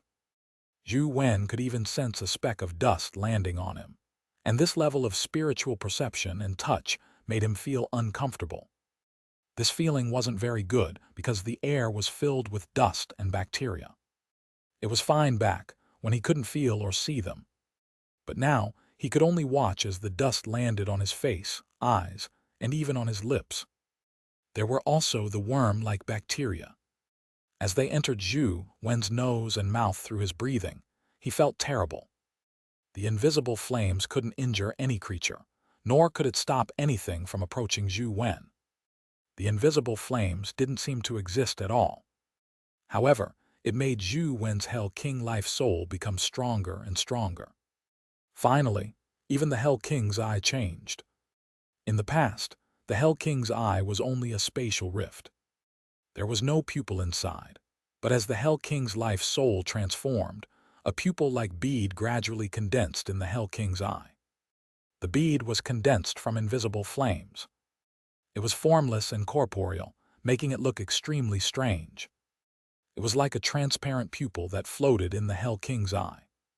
Finally, the Hell King life soul completed its evolution. The Hell King's eye also had a transparent pupil. The pupil burned with invisible flames, making it look strange and mysterious. The invisible flames on his body subsided as some mysterious information surged into Zhou Wen's mind, allowing him to gain some information regarding the evolution of the Hell King life soul. However, Zhou Wen still switched on his phone and read the blood-colored avatar's information. Holy Hell King, evolved body, the King of Hell who cleanses away sin. Zhou Wen roughly knew that the Hell King's eye had the effect of cleansing sin, but he still needed to give it a try to know its exact power. Zhou Wen gave it a try to see how powerful the upgraded Holy Hell King was. He looked at a demonized soldier with the Hell King's eye.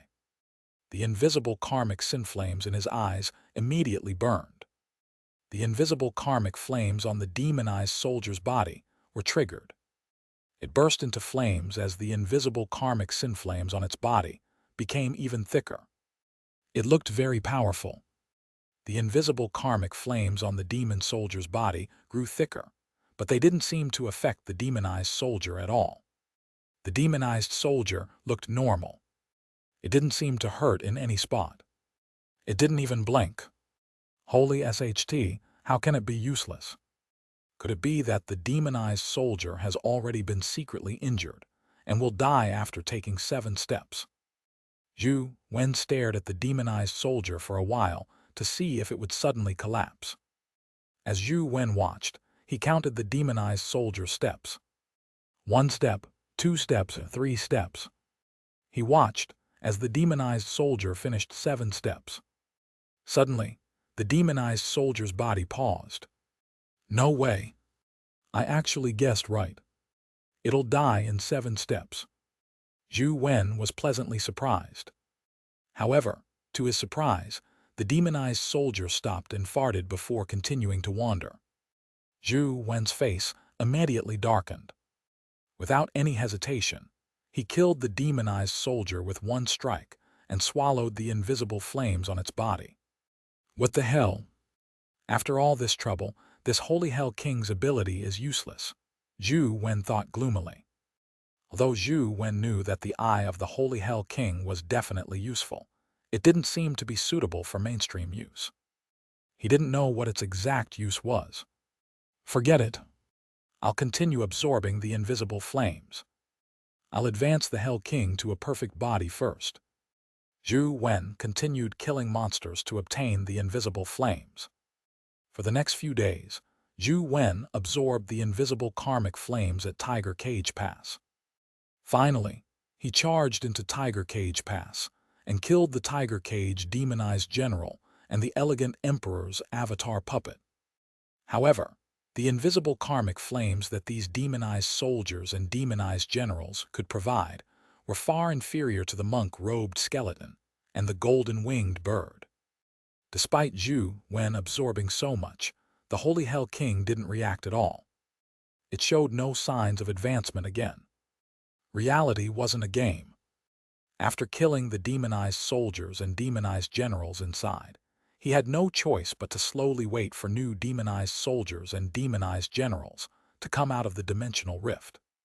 He didn't know how many days he would have to wait, so Zhou Wen naturally wanted to head out. He planned on changing locations to continue grinding the invisible karmic sin flames.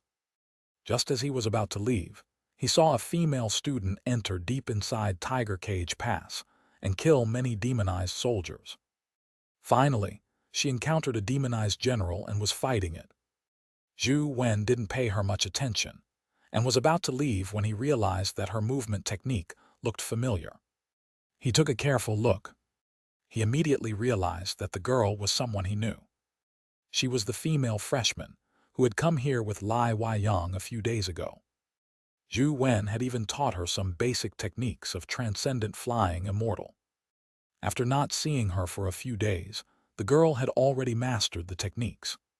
She fought the demonized general alone and used the techniques that Zhou Wen had taught her to constantly move about, preventing the demonized general from touching her. Instead, she constantly injured it. Unfortunately, she was only at the mortal stage. She didn't even have a companion beast, nor did she learn any essence energy skills. Every strike on the demonized general only dealt limited damage. Zhou Wen couldn't help but frown slightly. He had told the girl that she lacked strength and needed to raise her strength to kill the demonized general, but to his surprise, she had come alone. She also knew that her attacks were lacking, so she wasn't greedy. She wanted to cause severe damage by constantly accumulating damage. However, she had neglected the fact that her essence energy and stamina were lacking. After a prolonged battle, her speed and strength declined. Finally, the girl's speed decreased drastically. She failed to dodge the demonized general's charge and was about to be hit. Chapter 695, Butterfly. With a flash of the saber beam, the demonized general was cleaved into two. The girl barely survived. When she saw Zhou Wen beside the demonized general, she revealed a look of pleasant surprise. "Didn't I tell you that you lack strength, and that you need to raise your strength before you can attempt killing the demonized general?" Zhou Wen said with a frown. He was a little angry, and his tone was nasty. The reason Zhou Wen was angry wasn't that the girl hadn't listened to him. In the event something happened to the girl, wasn't he harming her by teaching those movement techniques? When the girl heard Zhou Wen, she lowered her head and said uneasily, "I'm sorry. It's my fault. I shouldn't have ignored your advice. It's not that you let me down, but that you let yourself down. You were lucky that I happened to be here. You might not be so lucky next time," Zhou Wen said. "Senior, don't worry. There won't be a next time," the girl said seriously. "That's good. I'll escort you back to prevent any accidents." Zhou Wen walked out as the girl followed behind him. "Your movement technique isn't bad. Here are some movement technique notes. You can take a look. They should be of some help to you." Zhou Wen thought for a moment and handed a notebook to the girl. They were some of the notes Zhou Wen had made when he first comprehended transcendent, flying, immortal skill. They were just random thoughts and techniques, nothing systematic. After Zhou Wen truly gained an epiphany, he didn't use them again. This girl was rather talented in movement techniques, and her personality was somewhat similar to Zhou Wen's. Zhou Wen casually handed the notebook to her to see if she could figure out anything useful from his random thoughts and techniques. It all depended on her perceptivity. I don't have money," The girl shook her hand immediately. It's not worth much. I just wrote it in passing. Just take a look. There's no need to take it seriously. Zhou Wen threw the notebook to the girl and left. After Zhou Wen returned to his dorm, he began studying which dimensional zone to continue grinding for invisible synflames. Although he already knew the method needed to advance Slaughterer, killing a guardian to advance Slaughterer was just too difficult. Zhou Wen already knew that he couldn't beat the guardian in Ant City. He might not even be capable of killing the 9 black dragons who pulled the wagon in the underground sea. There was also another one. It was guarded by the chick's mother. Ignoring the question of whether Zhou Wen could defeat it, even if he could, he didn't think it was right to kill the chick's mother. Of course, he might not be its match in the first place. After some thought, he realized that there was only one guardian he could kill, Grim Demon, who possessed the demonic sword. Every time Grim Demon saw Zhou Wen, it felt that Zhou Wen was looking at him with a look resembling how a hungry wolf looked at a sheep. It made his heart tremble. Although Zhou Wen had the intention to kill Grim Demon in an attempt to advance Slaughterer to another level, Grim Demon was demonic neonates' reserve rations. Zhou Wen couldn't bring himself to do the deed, so he could only give up. Furthermore, demonic neonates' successful sneak attack during the Buddha Annihilation battle was all thanks to Grim Demon, who was attached to the demonic sword. Otherwise, the ordinary demonic sword wouldn't have been able to injure Buddha Annihilation, much less kill it. If he killed Grim Demon, demonic neonates would be greatly reduced. It didn't seem worth it. After much selection, Zhou Wen finally chose a dimensional zone that few people went to. It was the underground pool city. In the past, Zhou Wen had farmed dimensional creatures like the poison worm. There were actually quite a number of dimensional creatures there, but because most of them were underwater and weren't easy to kill, very few people went there. Zhou Wen went to Pool City and grinded for a few days, but he didn't make much progress. Typical dimensional creatures had very few invisible synflames on them. Furthermore, after advancing to the Holy Hell King, the invisible synflames he needed for another advancement seemed to increase significantly.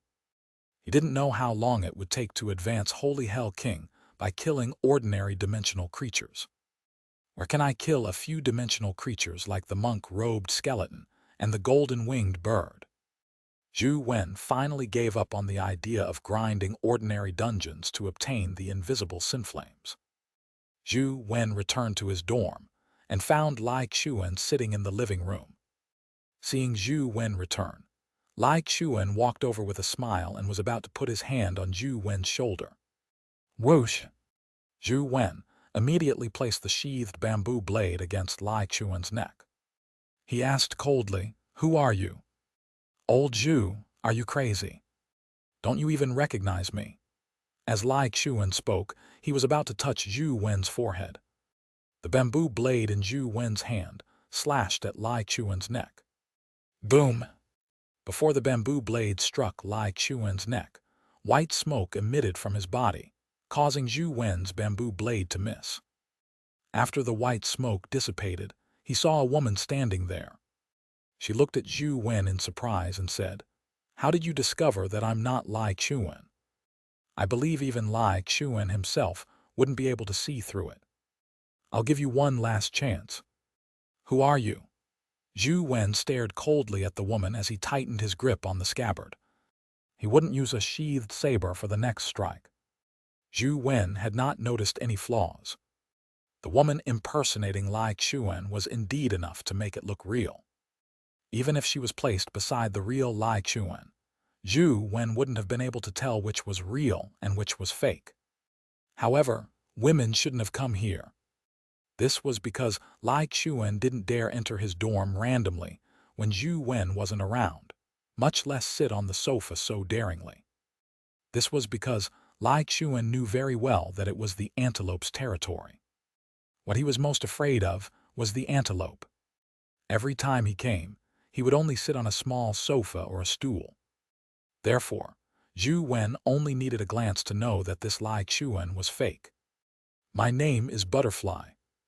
I'm second young master, Lai Mobai's servant. Master wants me to invite you over, the woman said. Is this your idea of an invitation? Zhou Wen said with a cold expression. That's because the master said that I definitely can't fool you.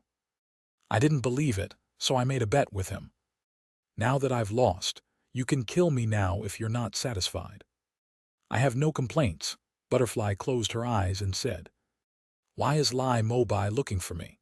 Zhou Wen didn't have the habit of killing. Furthermore, he actually knew of Butterfly. When Lai Xuan told him about Lai Mobai and the evil King Gu, he had told him about this woman.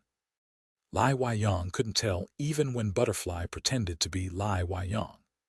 He had nearly lost his will to live because of her ruse. Master has something important to discuss with you, Butterfly said. Not interested. Leave, Zhou Wen said. As the master expected.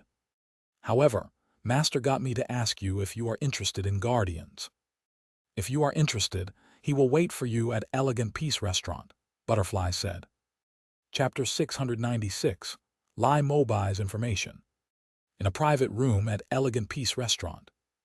After you. Lai Mobai carefully brewed a cup of tea and placed it in front of Zhou Wen, gesturing for him to drink it. Just say it directly, Zhou Wen said to Lai Mobai without drinking it. Lai Mobai didn't mind.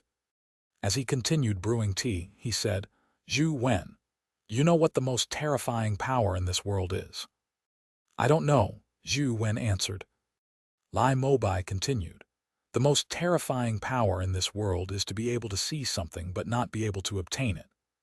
For example, having an enemy who killed your father and stole your wife right in front of you.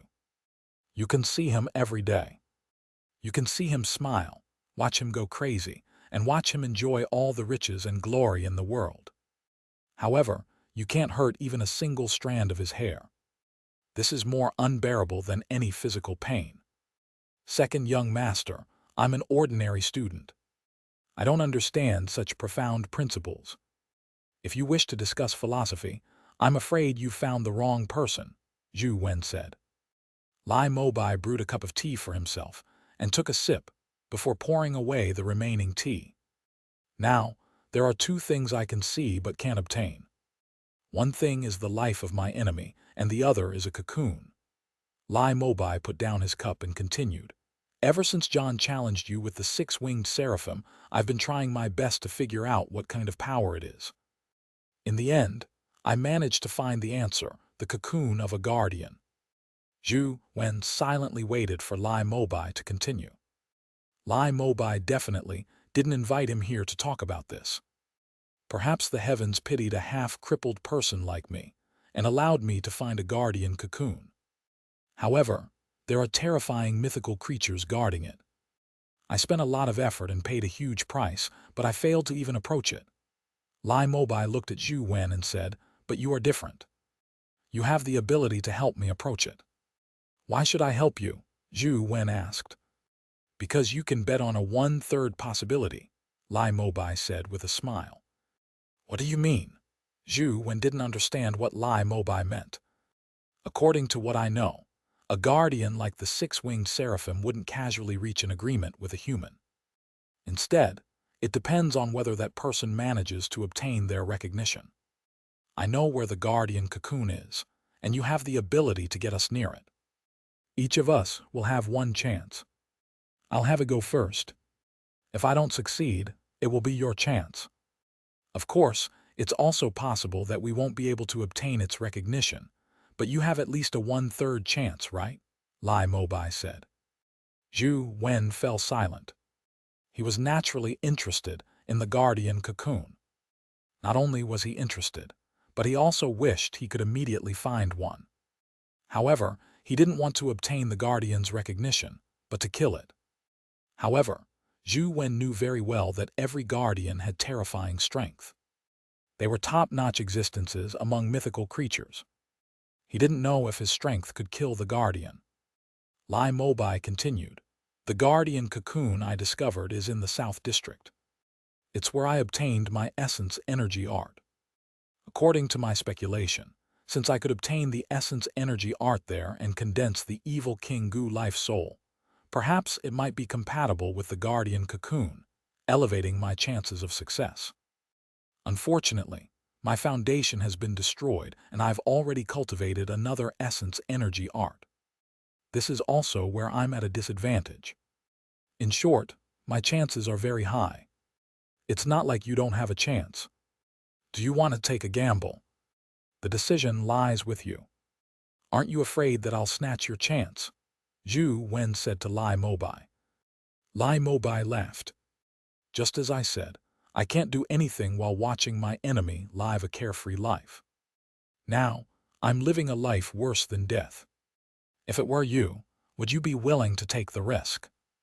I need time to consider it, Zhou Wen said after some thought. That's fine. You can take your time to consider it. I can wait, Lai Mobai said to Butterfly. Take Zhou Wen back. There's no need. I can go myself. Zhou Wen got up and left Elegant Peace Restaurant. On the way back, Zhou Wen kept considering the proposal. A guardian cocoon was difficult to find. If what Lai Mobai said was true, it was worth taking a look. Lai Mobai had a chance, but he might not succeed. However, Lai Mobai was someone who could do anything for revenge. Zhou Wen didn't dare trust him.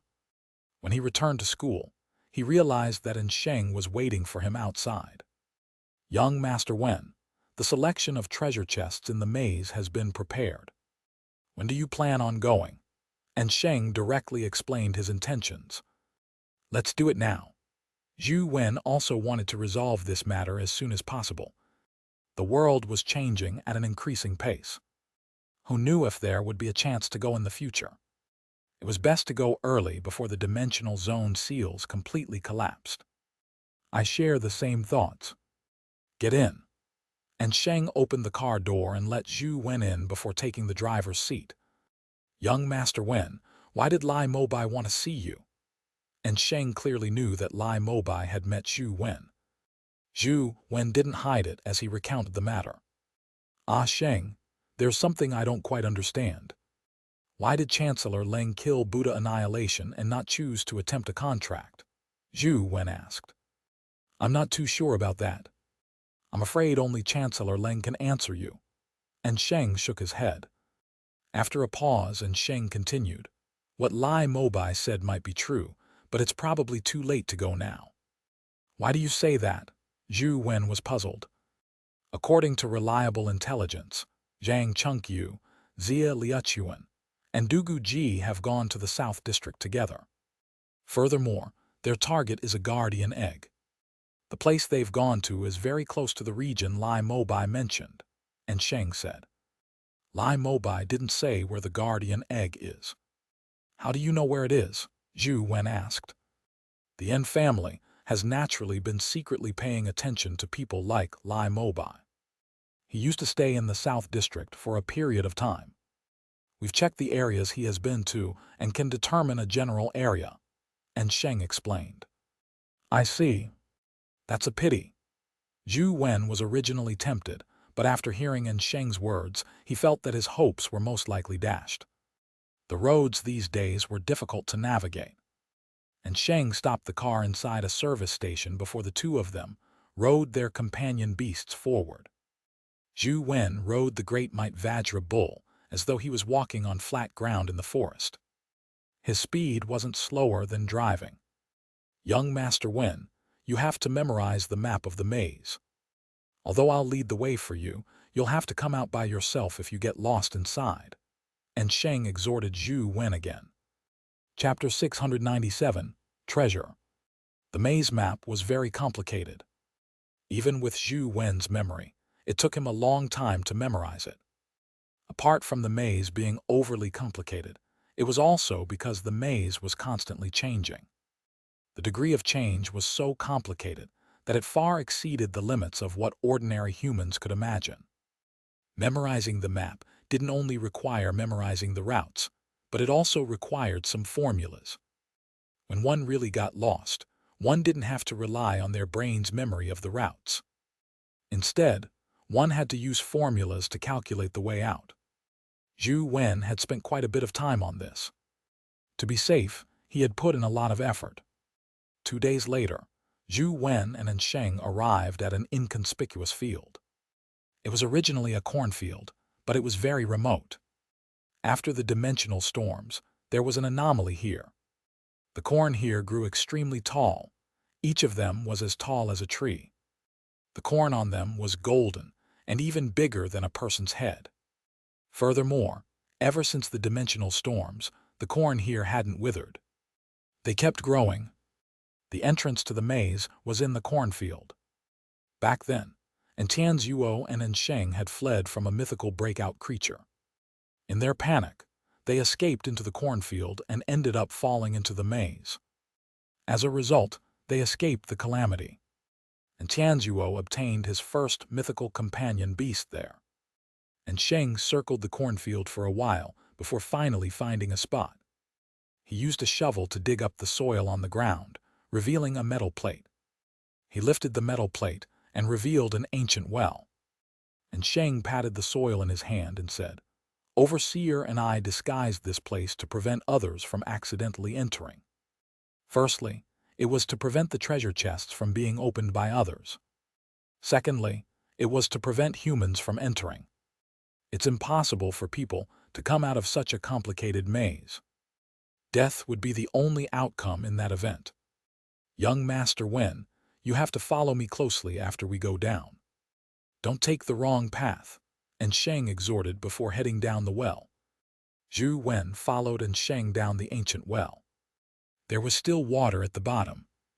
And Sheng dived down, and before long, there was a horizontal tunnel. Soon, the two of them passed through the underwater tunnel and appeared in a squarish stone room. And Sheng kept leading Zhou Wen through the stone room.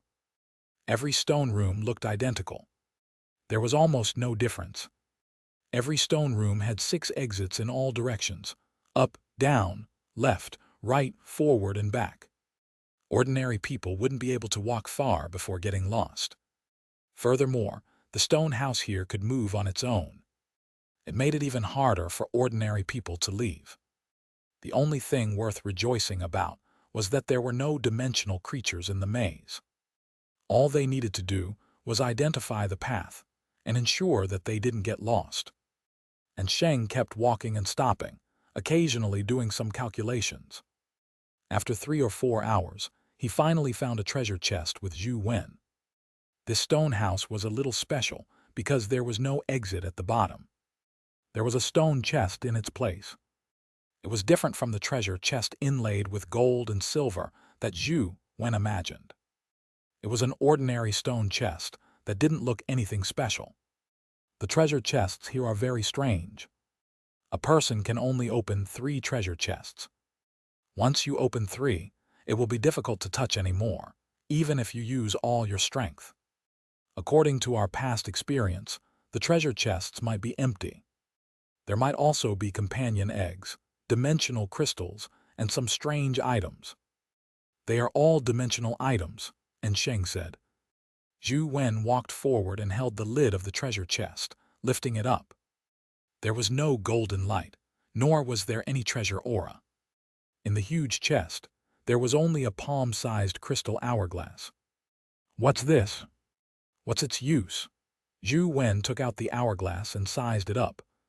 The sand in the hourglass was slowly flowing from one end to the other. The sand was a type of white sand, not common yellow sand. It looked even finer. It's possible to obtain something strange in the treasure chest. It's hard to tell if it's of any use. Perhaps this hourglass will be of some use, and Sheng said. Zhou Wen nodded and was about to put away the hourglass when he discovered something strange. As he was about to put it in his backpack, Zhou Wen held the hourglass horizontally. Strangely, when the hourglass became horizontal, the sand didn't stop flowing. It continued falling in another direction. Strange. Zhou Wen picked up the hourglass and sized it up again. He saw that the sand was flowing horizontally, completely violating the laws of physics. Zhou Wen overturned the hourglass. The sand that should have flowed down flowed upstream without any intention of falling. It looked extremely strange. This hourglass sure is extraordinary. Zhou Wen fiddled with the hourglass curiously. No matter how he oriented the hourglass, the sand inside stubbornly flowed in the same direction. However, other than that, there was nothing special about it. Zhou Wen injected his essence energy, but it didn't affect the hourglass. It was as though it was an essence energy insulator. Seeing that the hourglass didn't have any special effects, Zhou Wen placed it in his backpack and continued searching for other treasure chests within Sheng. During the time they were here, the stone house's location changed again. And Sheng kept calculating, and after doing so, he continued walking with Zhou Wen. After walking for about half an hour, Zhou Wen suddenly heard a ding that sounded like the notification of an electric oven. Zhou Wen and Sheng jumped in fright before realizing that the sound came from the backpack. Zhou Wen opened his backpack with a strange expression. There weren't any mechanical objects inside, nor were there any clocks. Zhou Wen suddenly realized that the sand in the hourglass had been completely emptied. All the sand had entered one chamber. Could it be that the sound was produced by it? Zhou Wen felt that there was no other possibility. He kept looking at it. Apart from the sand beginning to flow in reverse, nothing happened. After putting the hourglass back into his backpack, the two of them continued walking. However, just as they stepped into the next stone house, they suddenly realized that a beam of light had lit up inside. All the stone houses Zhou Wen and Sheng had passed through previously were the same. They didn't differ from one another, nor were there any carvings on the walls. However, there was a mural that resembled a phoenix on the wall of the stone house. It was still emitting light as though it was about to come to life. Just as the phoenix mural lit up, the tunnel in the stone house automatically sealed shut. Chapter 698, Magical Hourglass. A petite fire phoenix flew down from the wall. With terrifying flames, it instantly turned the entire stone house into a sea of flames. Despite wearing armor, the red-hot flames were still scorching hot. Zhou Wen summoned Tyrant Behemoth and swallowed the flames, along with the fire phoenix. Although it was only for a short moment, and Sheng and Zhou Wen broke out into a cold sweat. White smoke was billowing from their armor. If it had been a little longer, their armor would have been burned red, and their flesh would have been cooked. Once the fire phoenix died, the 6 doors automatically opened and returned to their previous state. Ah, Sheng, did you encounter such a situation when you came before? Zhou Wen felt that something was amiss and asked Sheng. Never. Young Master Wen, do you think the fire phoenix from before has something to do with this hourglass? As Sheng spoke, he looked at the backpack that had been burned to a crisp. The things in the backpack had already been dropped across the ground. Many things had been destroyed, but the crystal hourglass remained intact. It lay horizontally on the ground, the sand still flowing. I also think it might be related. Nothing happened last time you came here, and nothing happened when we were walking. However, after the hourglass reversed, an incident occurred. Apart from it, I really can't think of any other reason, Zhou Wen said.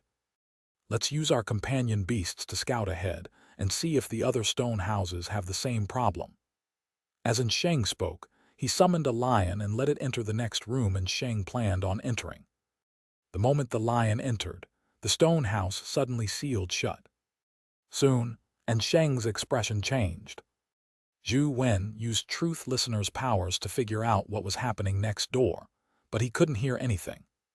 There seemed to be a force blocking Truth Listener from hearing past the stone house's wall. Soon, the tunnel door opened and the lion companion beast that had entered vanished. From the looks of it, it had been killed. These stone houses have indeed become a little strange. After my companion beast entered, it quickly had its connection with me severed. I couldn't sense what happened inside either, Sheng said with a heavy expression. Zhou Wen looked in from the door, but he didn't discover any murals in the stone house. It was no different from an ordinary stone house. If the changes in the maze are related to this crystal hourglass, You think the maze will return to normal when we wait for the crystal hourglass's sand to reverse?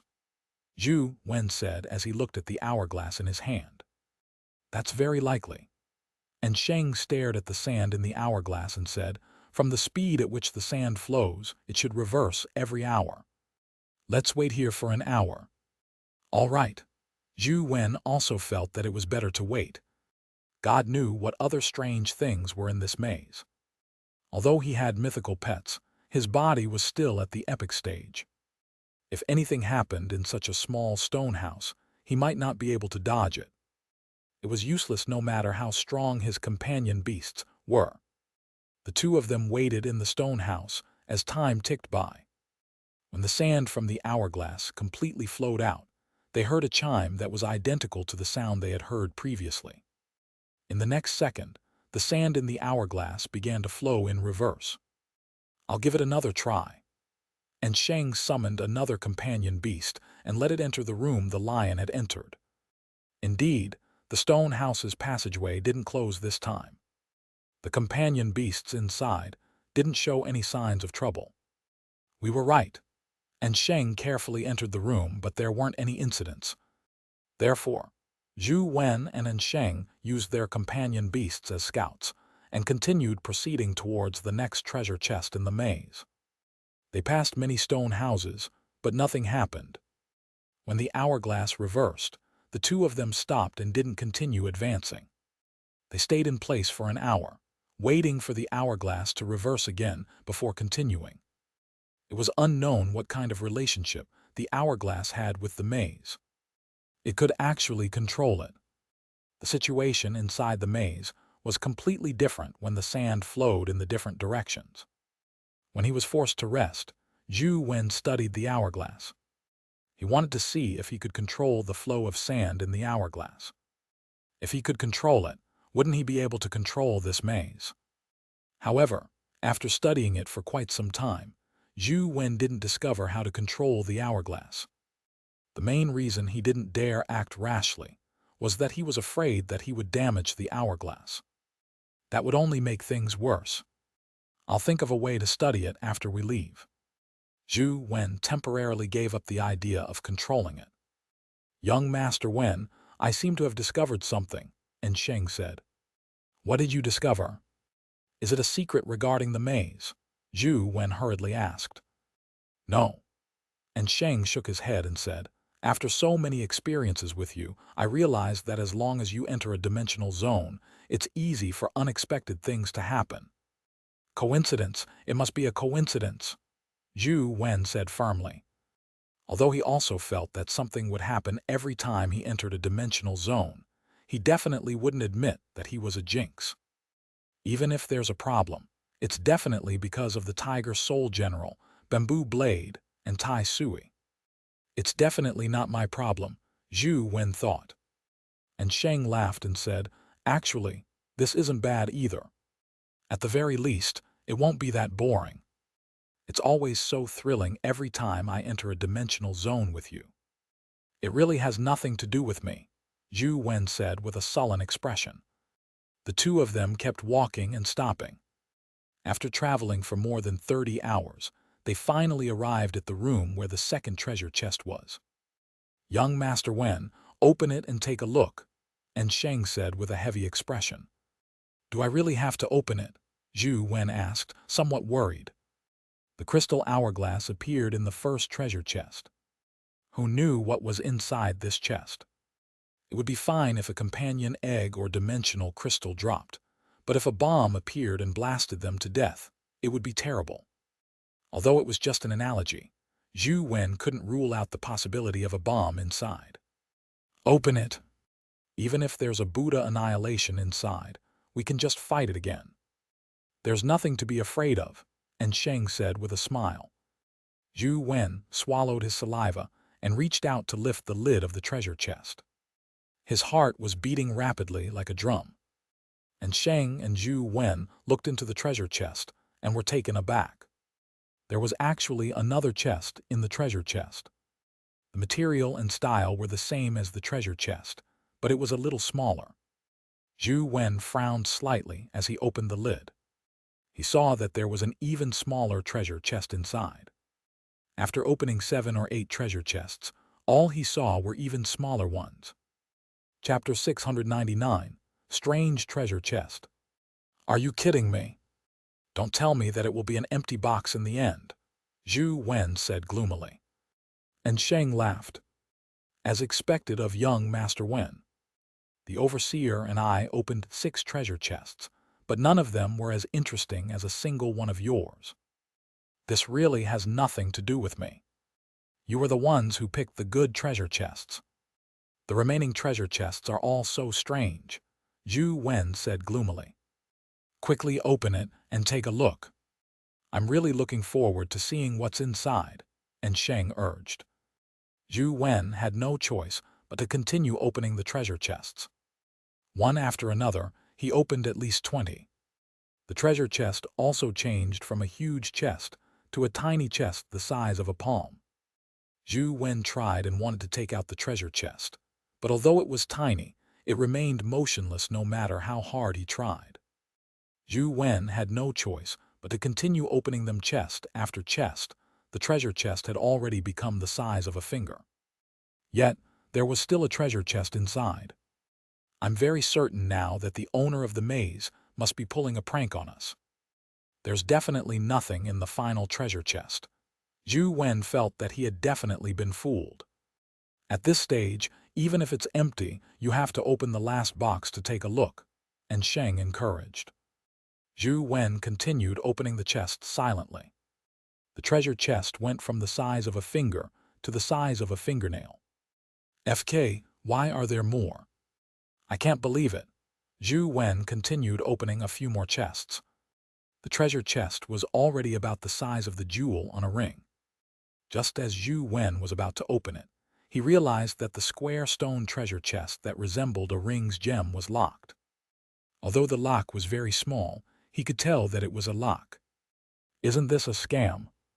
I've opened all the way to this point, yet it's telling me that it needs a key. Zhou Wen wished he could smash the treasure chest. However, it was unknown if the treasure chests were protected by nomological powers. Even mythical stage power was unable to damage them. Could this small treasure chest be the prize in this treasure chest? And Sheng said as he looked at the small treasure chest. No way. Zhou Wen was slightly taken aback as he reached out to pick up the tiny treasure chest. He had opened so many treasure chests, and of them could be moved. Yet, this time he could pick it up. I can actually take it out.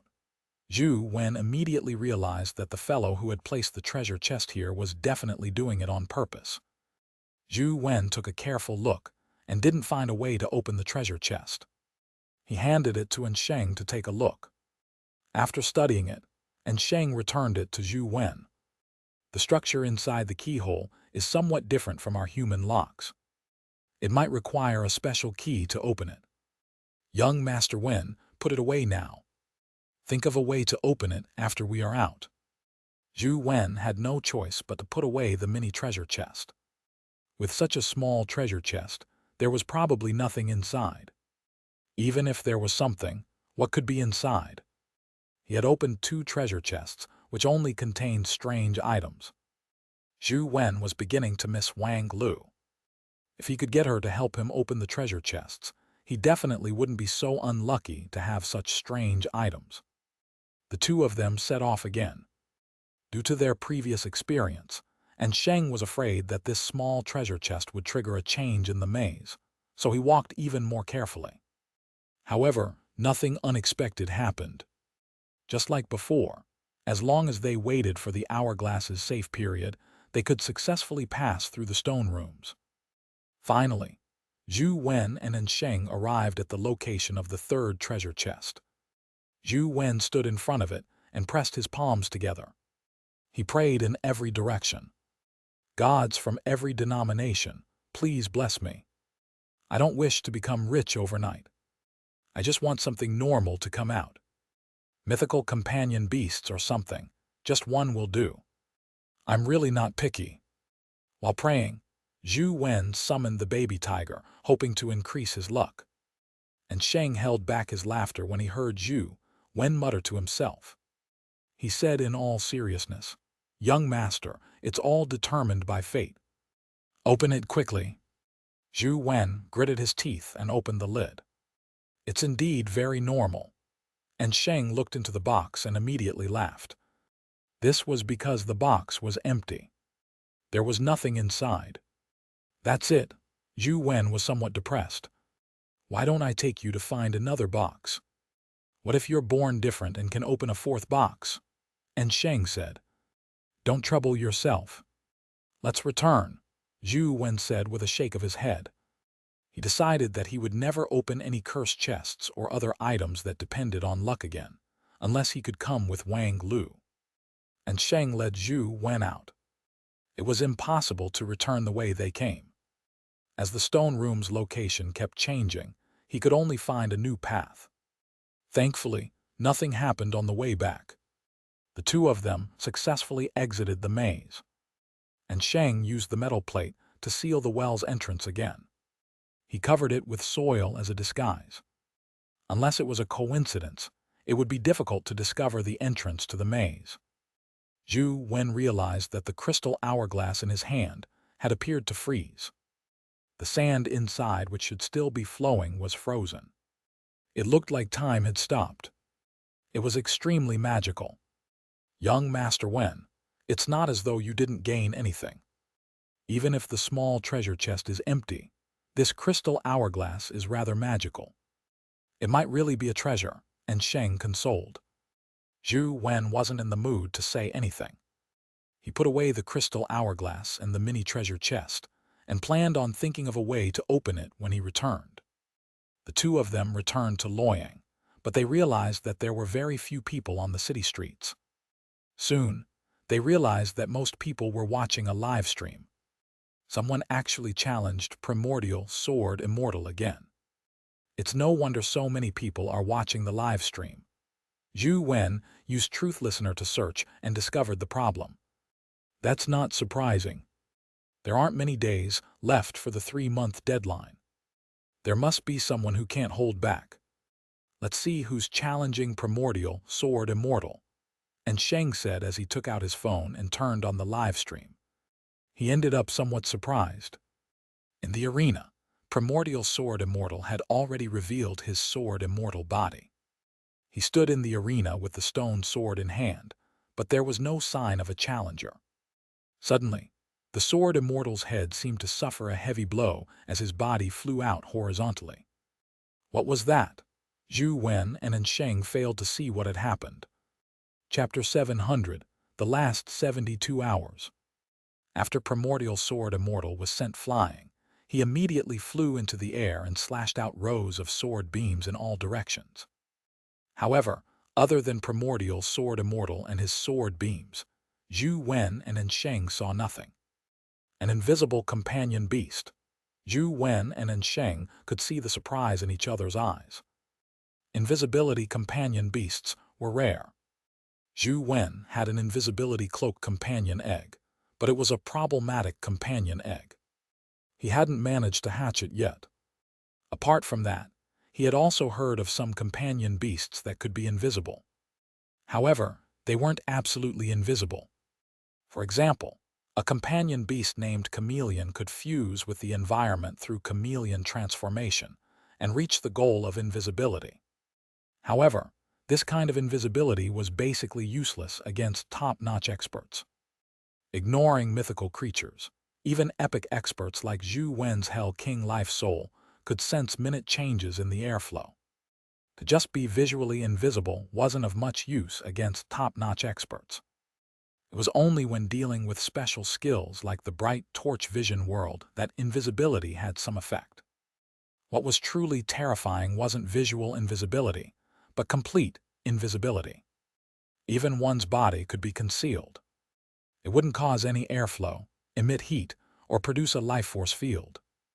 It was as if one had vanished into thin air. Only then could an existence like Primordial Sword Immortal not discover its location. In the battle arena situation, Primordial Sword Immortal clearly hadn't discovered the enemy's location. All he could do was continuously slash out large swaths of sword beams, hoping to use the dense sword beams to force the enemy out. This was clearly useless. Soon, Primordial Sword Immortal suffered another baffling strike and flew out again. The battle scene in the arena was very strange. It was as though Primordial Sword Immortal was fighting the air, but he was constantly being attacked. The Sword Immortal's spirit body was also flickering from time to time. It didn't look good. There are still limitations to a live stream. Let's go to the cube to take a look, and Sheng said as he drove towards the cube. There was almost no one on the other streets. The streets that could see the cube screen were packed with people. People couldn't even squeeze through, never mind cars. Even the buildings on both sides of the street were filled with people. Zhou Wen and Sheng had no choice but to find a place to park the car before finding a relatively closer spot to watch the battle. The cube's big screen could perfectly enact the real battle. It was the same as a real scene. This was something that even high-speed cameras weren't capable of. No matter how powerful the camera's functions were, there were still limitations. For example, no matter how high the resolution was, it was impossible to reach the standards of the real world. Just like the scene on the phone, Primordial Sword Immortal was still being thrashed unilaterally. His opponent seemed to be deliberately humiliating Primordial Sword Immortal. Every strike was like an invisible fist striking Primordial Sword Immortal's face, sending him flying. Again and again, it struck. It wasn't in a rush to finish off Primordial Sword Immortal. It was as though it wanted to appreciate Primordial Sword Immortal's sorry state. Ever since Primordial Sword Immortal appeared out of nowhere and suppressed the rankings for a few months, accepting the challenges of many powerful companion beasts, he had always appeared invincible. He was practically synonymous with invincibility. When had he ever been in such a sorry state? Primordial Sword Immortal attempted to force his opponent out by using many methods, but the outcome was not as he wished. He was completely unable to determine his opponent's location. Zhou Wen looked at the name on the ranking. The companion beast that challenged Primordial Sword Immortal was named Origin Realm King, but he didn't see the image of Origin Realm King. Could it be that Origin Realm King is invisible? Zhou Wen thought to himself. The battle continued in a one-sided manner. The invincible Primordial Sword Immortal was helpless against an invisible opponent. All he could do was passively take a beating. It looks like the #1 spot on the rankings will finally be changed. Origin Realm King, why have I never heard of it before? Indeed, invisible opponents are the most terrifying. Origin Realm King is too powerful. To be able to beat Primordial Sword Immortal to such a state, it's practically invincible. I wonder who the Origin Realm King belongs to. That's hard to guess. I've only heard of legends about the Divine Realm, the Immortal Realm, the Fiend Realm, the Spirit Realm, the Ghost Realm, the Demon Realm, and so on. I've never heard of the Origin Realm. Could it be from overseas? Probably not. If the Origin Realm King is from overseas, I'd rather support Primordial Sword Immortal taking first place. The entire Federation was abuzz with discussion. Primordial Sword Immortal was clearly at a disadvantage. Although he hadn't used his Wheel of Destiny and still had the ability to deliver a final blow, his chances of winning were much lower.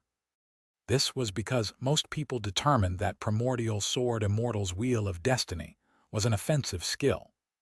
He didn't even know where his opponent was, so the effects of the Wheel of Destiny were too limited.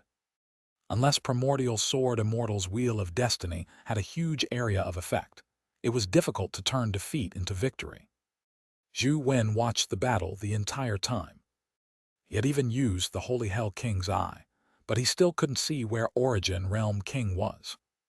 What powerful invisibility! It can even hide the sin flames on its body. Zhou Wen was somewhat surprised. From the looks of it, we should be able to see Primordial Sword Immortal's Wheel of Destiny. And Sheng also believed that Primordial Sword Immortal had been forced into a corner. It wasn't only in Sheng. The 6 families and many experts also believed so. At this stage, Primordial Sword Immortal couldn't sit idle. Just as everyone was hoping that Primordial Sword Immortal would release his Wheel of Destiny, something unexpected happened. Primordial Sword Immortal actually chose to forfeit and gave up the throne of first place. He didn't use the power of his Wheel of Destiny. The entire Federation was in an uproar. After occupying the rankings for months, the invincible Primordial Sword Immortal had been defeated just like that. First place was given to someone else, and Primordial Realm King became the strongest companion beast in the world. Since Primordial Sword Immortal didn't use his Wheel of Destiny, it meant that he knew that he couldn't win even if he used it. There were less than 4 days left before the 3-month deadline Wang Minjuan mentioned was reached. All the major media outlets in the Federation were reporting on the matter of Origin, Realm King taking first place. They were also guessing who its owner was. Just like Primordial Sword Immortal, the owner of Origin, Realm King, had never appeared. All the speculation was nothing but speculation. However, according to the deductions of the 6 families, it was very likely that Origin Realm King was an overseas companion beast. This was because, in the legends of the Federation's 4 districts, there didn't seem to be a place like the Origin Realm. While people were guessing the origins and true colors of the Origin Realm King, the cubes around the world underwent a strange change. Each cube displayed a 72-hour countdown. Anyone with a smidgen of intelligence could roughly guess what it meant. There were less than 72 hours left before the 3-month deadline.